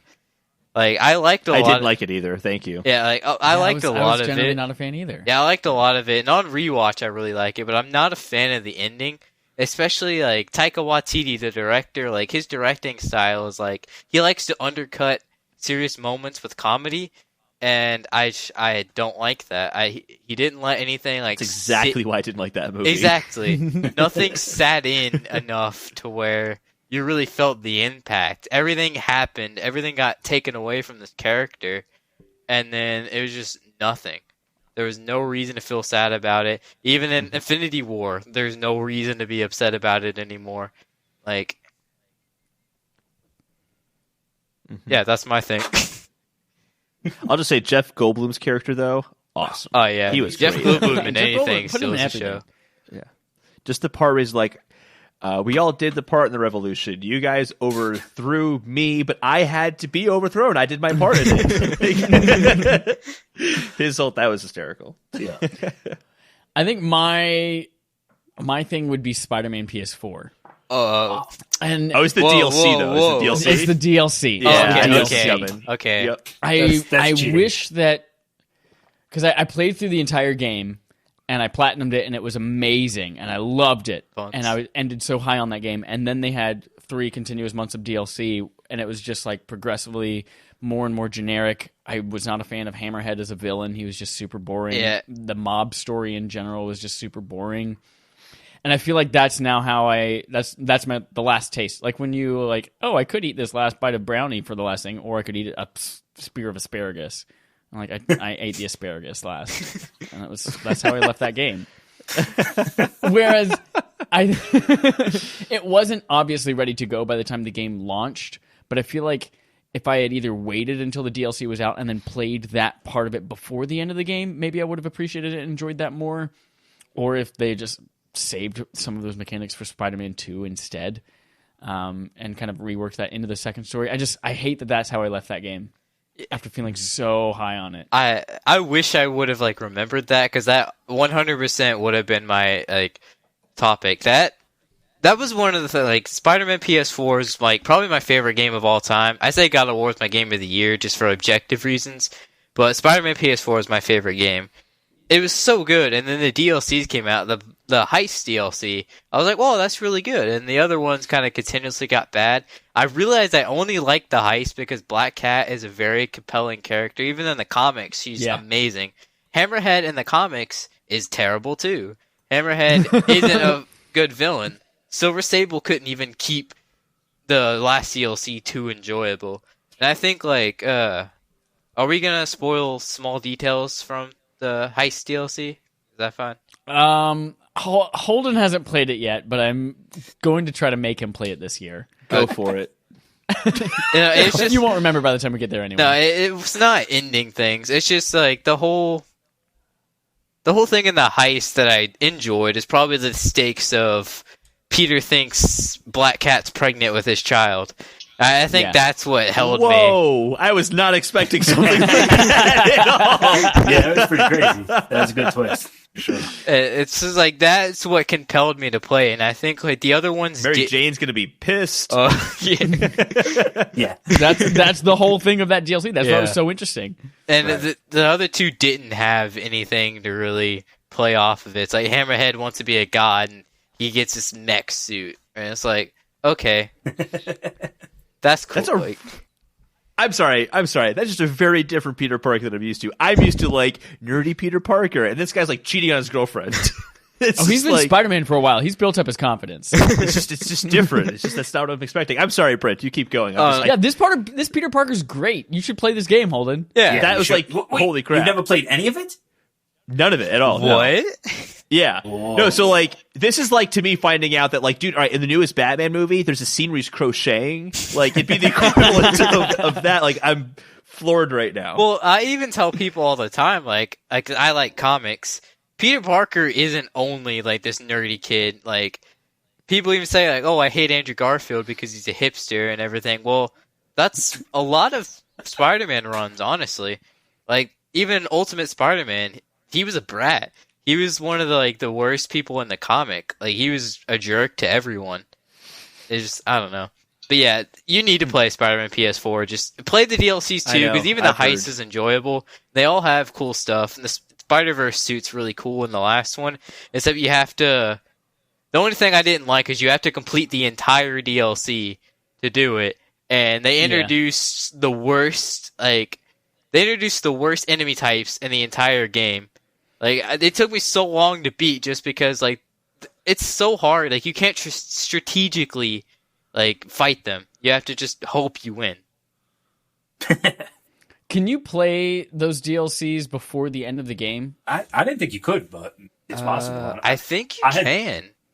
You know what? No, because the first heist one picks up where the story left off. That's true. Oh, wait, no, I thought right. you meant, will the game allow you? Yeah, no. Like, if you were to... I wouldn't tell anyone to play the DLCs first. Yeah. Yeah, I don't think you can. All right. Good answer, me. Thanks. I'm so great, but also humble. So, Brett, what did you bring?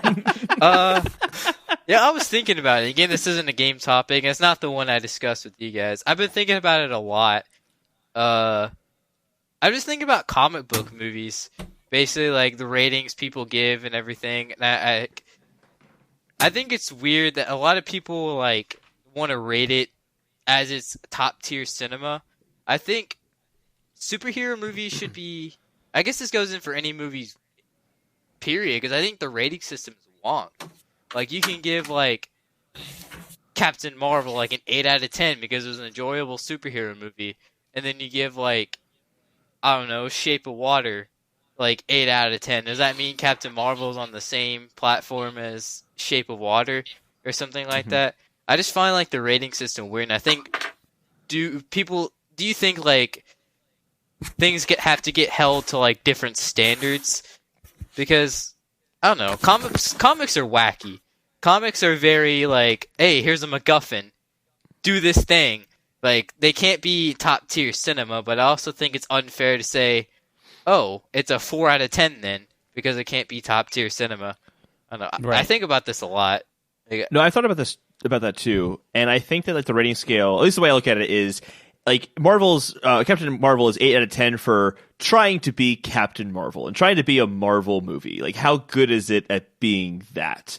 Versus how good is Shape of Water at being this kind of art house movie about a merman falling in love with a shy woman. Merman, father. Merman. And I think it's all about like what it's trying to be and how successful it is at what it's trying to be. Like, and I think a way to look at it is someone who's going to read the review of Shape of Water is interested in Shape of Water already.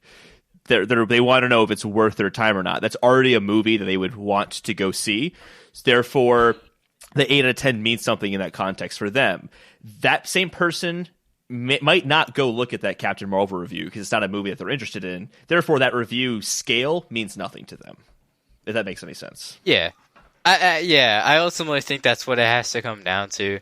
Is like, I just think it's weird. It's a weird kind of predicament. Because I think I was even thinking about it the other day, too, with DMC5. Because like, people were giving, like, has like a 95 or something. And I was like, yeah, DMC's awesome, but I guess that 95 is based off of DMC standards. Like, it's DMC's Right. not like this game I'm Yeah. gonna get, like, this highly philosophical, like, experience. Like, it's not like a Witcher type game. Yeah. So I find rating systems, like, really weird.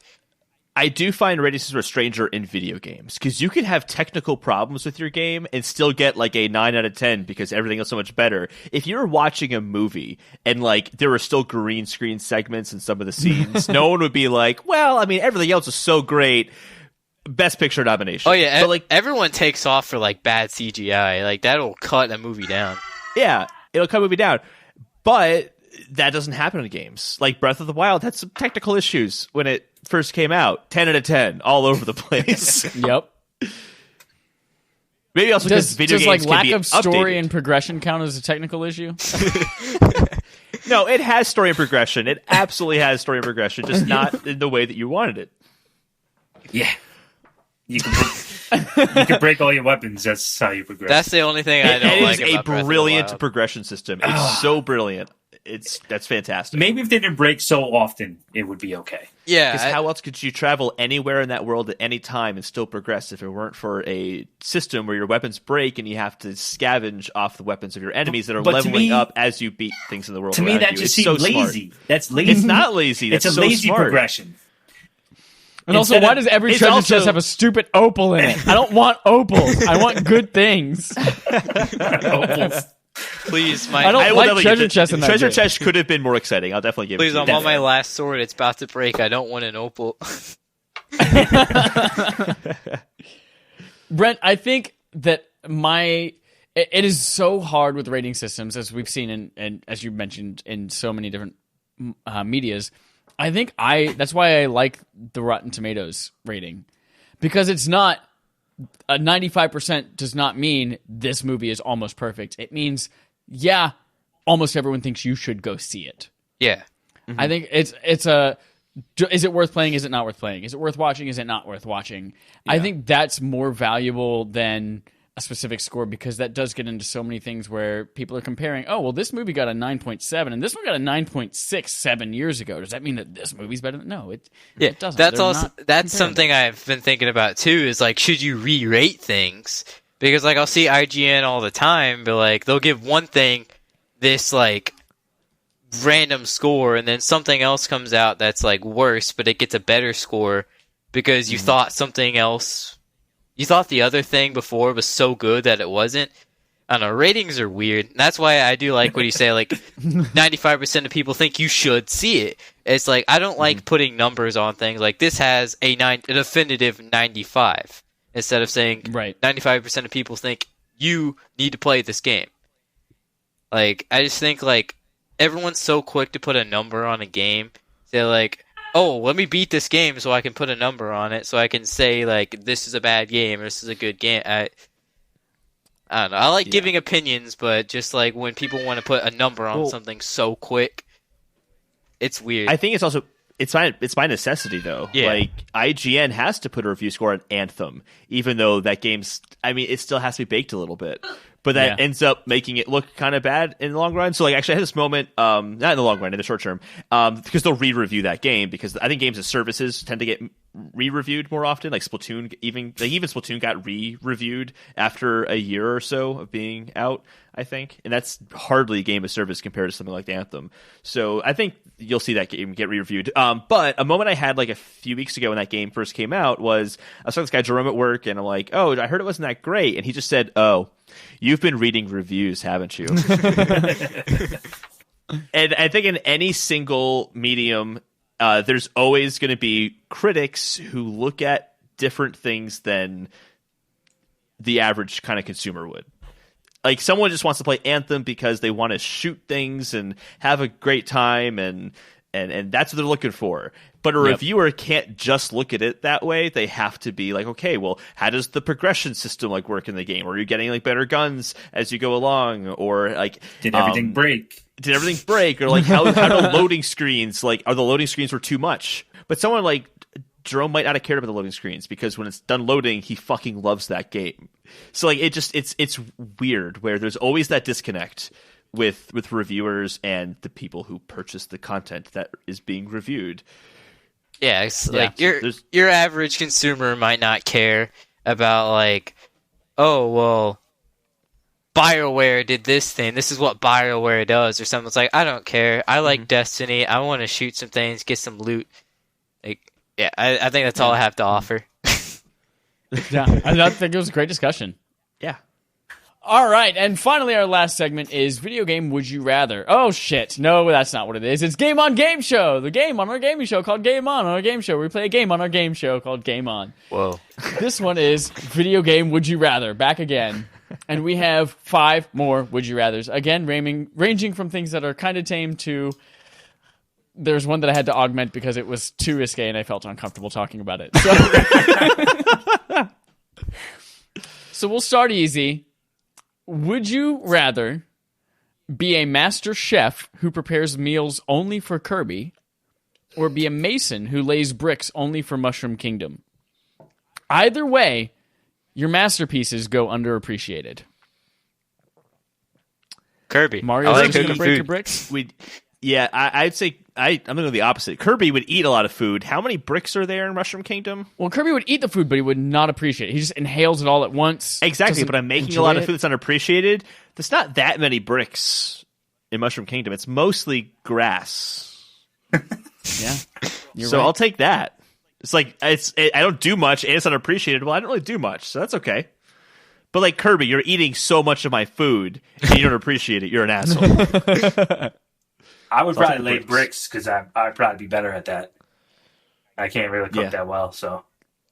But It doesn't matter how well you cook because the Kirby's not going to appreciate it anyway. That's true. Actually, yeah, it might be even. I think I'd be a little more meticulous building. So yeah, maybe I just cook. So I just make them trash and eat it. Yeah, just cook whatever. Then you go on doing whatever you want for the rest of the day. Right? Yeah, like, here's some uncooked alphabet SpaghettiOs. I didn't even cook it. Like, here you go. Eat up, Put enjoy. a bunch of dry You spaghetti on the ungrateful table. I think I would probably do the cooking too, just because that you could change it up versus a mason. It's like you're making the same bricks over and over. Again, though, not many bricks. You're right. I'm You're a right. builder. That's what I do. So Oh, laying yeah. bricks is whatever. I'd be good That's at. also isn't laying bricks another euphemism for pooping? Never heard of that Dropping one, a but deuce. No, They're not like dropping Lay- a brick or something. Like laying dropping a a brick, brick, maybe? dropping shitting bricks, a brick. dropping deuces. Shitting a brick. That's the Okay. thing. shitting a brick. That's yep. I just shit a brick. Yep. Okay. Gotcha. And Brent, you said you would do chef as well, right? Yeah, I like to cook. You know, you can make whatever. If you're like you said, you can just cook a few things. Be like, all right, I'm done. Dope. All right. Next up, this happened to me today. Would you rather take a 48-minute Lyft ride with a driver who won't stop asking you to get her son a job in Sweden the entire way home? Or play Animal Crossing for the rest of your life? And for the first time, I choose Animal Crossing. Really? Animal Crossing. I never want to have that already. Lyft experience again.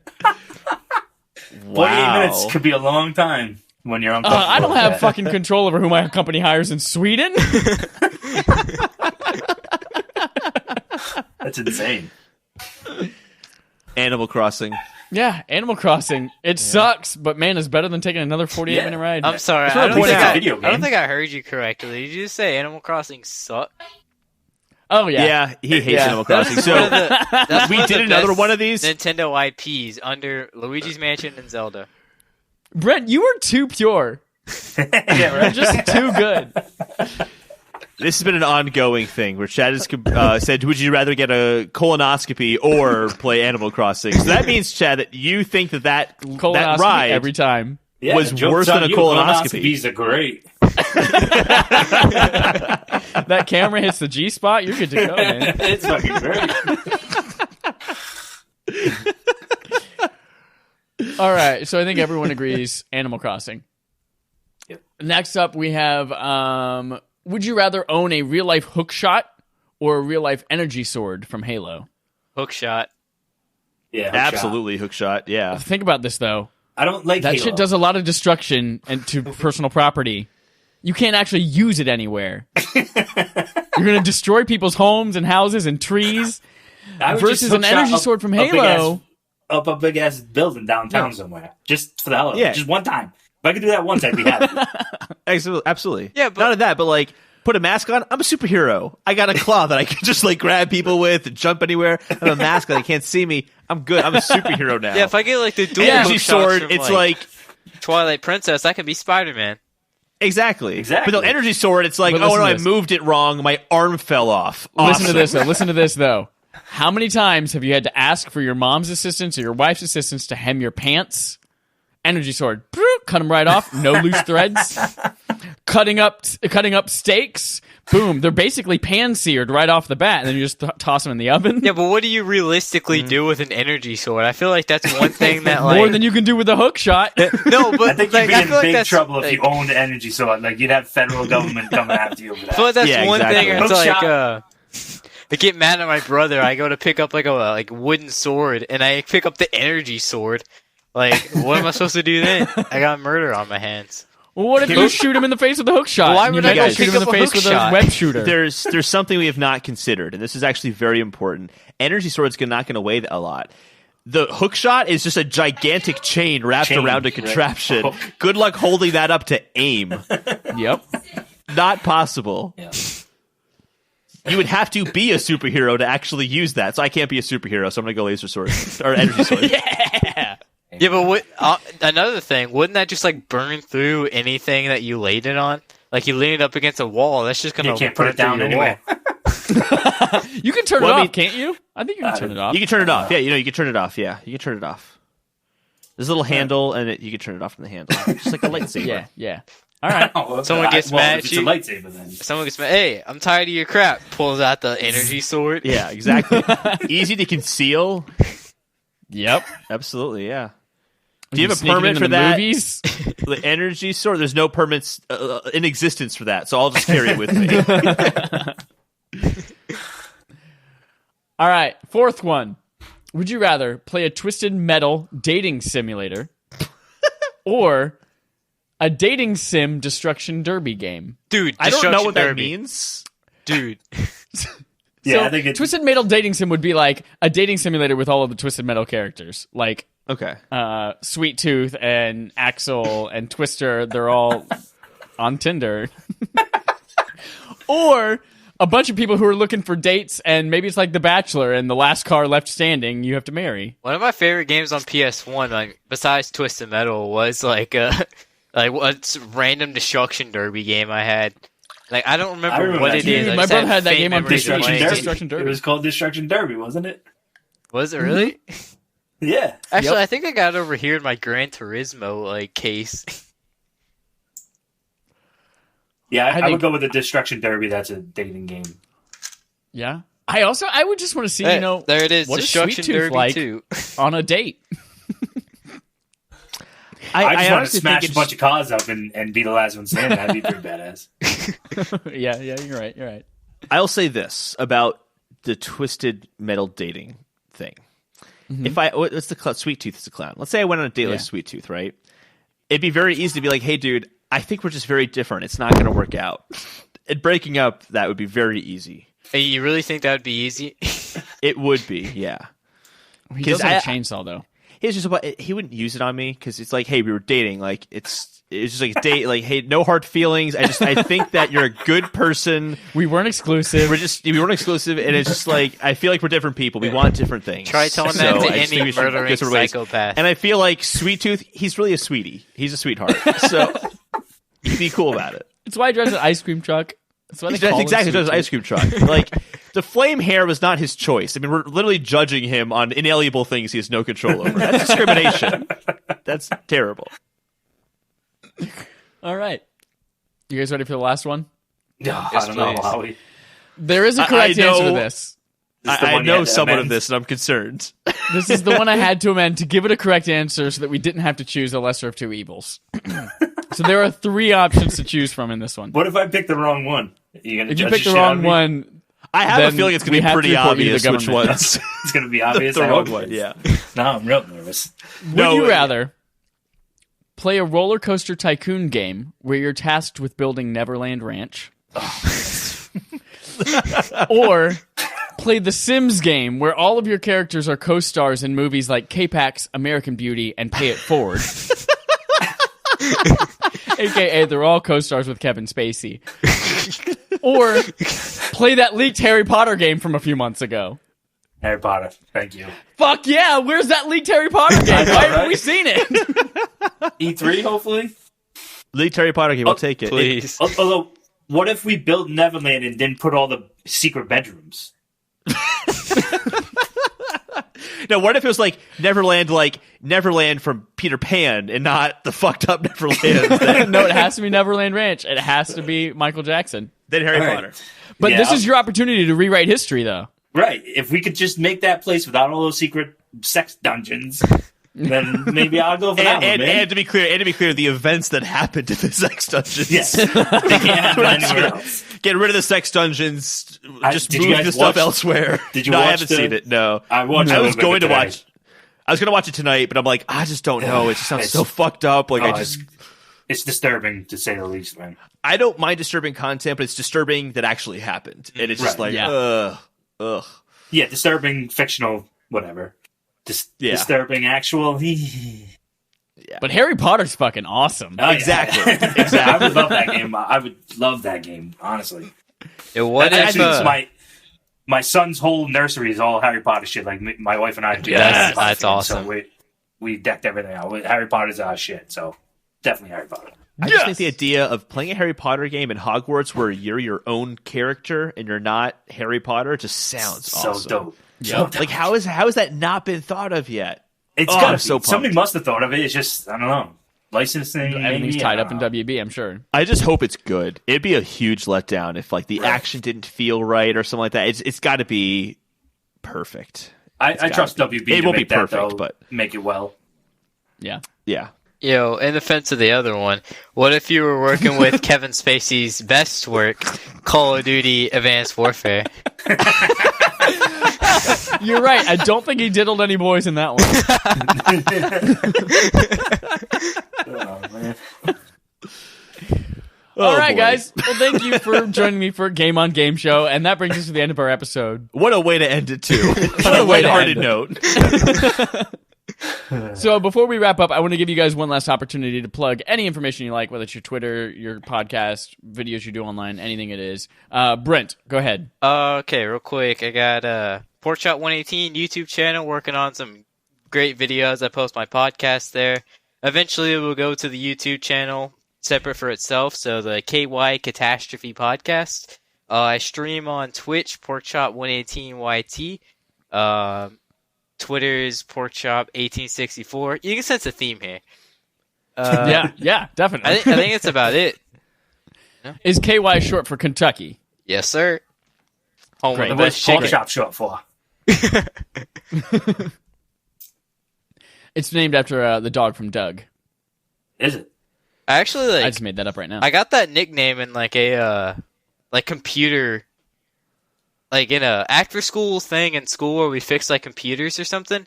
It was weird. It was like, oh, your last name cool. sounds like ham. Your nickname's Pork Chop. I was like, okay. No doubt. That's great. All right. Dallas, where can people find you? You just find me on Twitter basically at Heel Smitty, HEEL Smitty. And if you want to add me on PSN, my PSN name is DFN Smitty. It's a D letter FN and then Smitty. Dope. Thanks again, guys, for joining us. Ron, thanks for having us, man. I had fun. We have one more. Sorry, Holden wanted to make sure that I brought this up because we have to start putting out the hype. The first episode of April is going to be our big general E3 predictions. So we're going to start thinking about what generally, 2 months out from E3, do we want to start predicting is going to happen, because it's coming, y'all. 11 weeks. 11 weeks. We're So talking look about all forward to that that beautiful first episode of next gen April. stuff. That's definitely not going to happen at E3. Hey, can't you totally guys gonna like? happen, aren't y'all. you guys excited for Animal Crossing for the Switch? Oh, I am. I totally Get am. out of here. That's what Until we next meant to week. say. We're going to have a whole episode just dedicated to talking about our hype of Animal Crossing and Chad's love of colonoscopies over Animal I'm gonna Crossing. bring you guys on the podcast just to talk about Animal Crossing. And I'm just going to have colonoscopies. my audio on one half of the podcast just be colonoscopy farts. That's all it's going to be. Like, I'm having a conversation with a colonoscopy farts about Animal Crossing. So how long did it take you to rent out the first home and pay off the first loan? Like, how long did that take you, Chad? And then just colonoscopy. It's a whole episode. Sounds like a winner. Let's do it. Until next time, here's our usual sign off.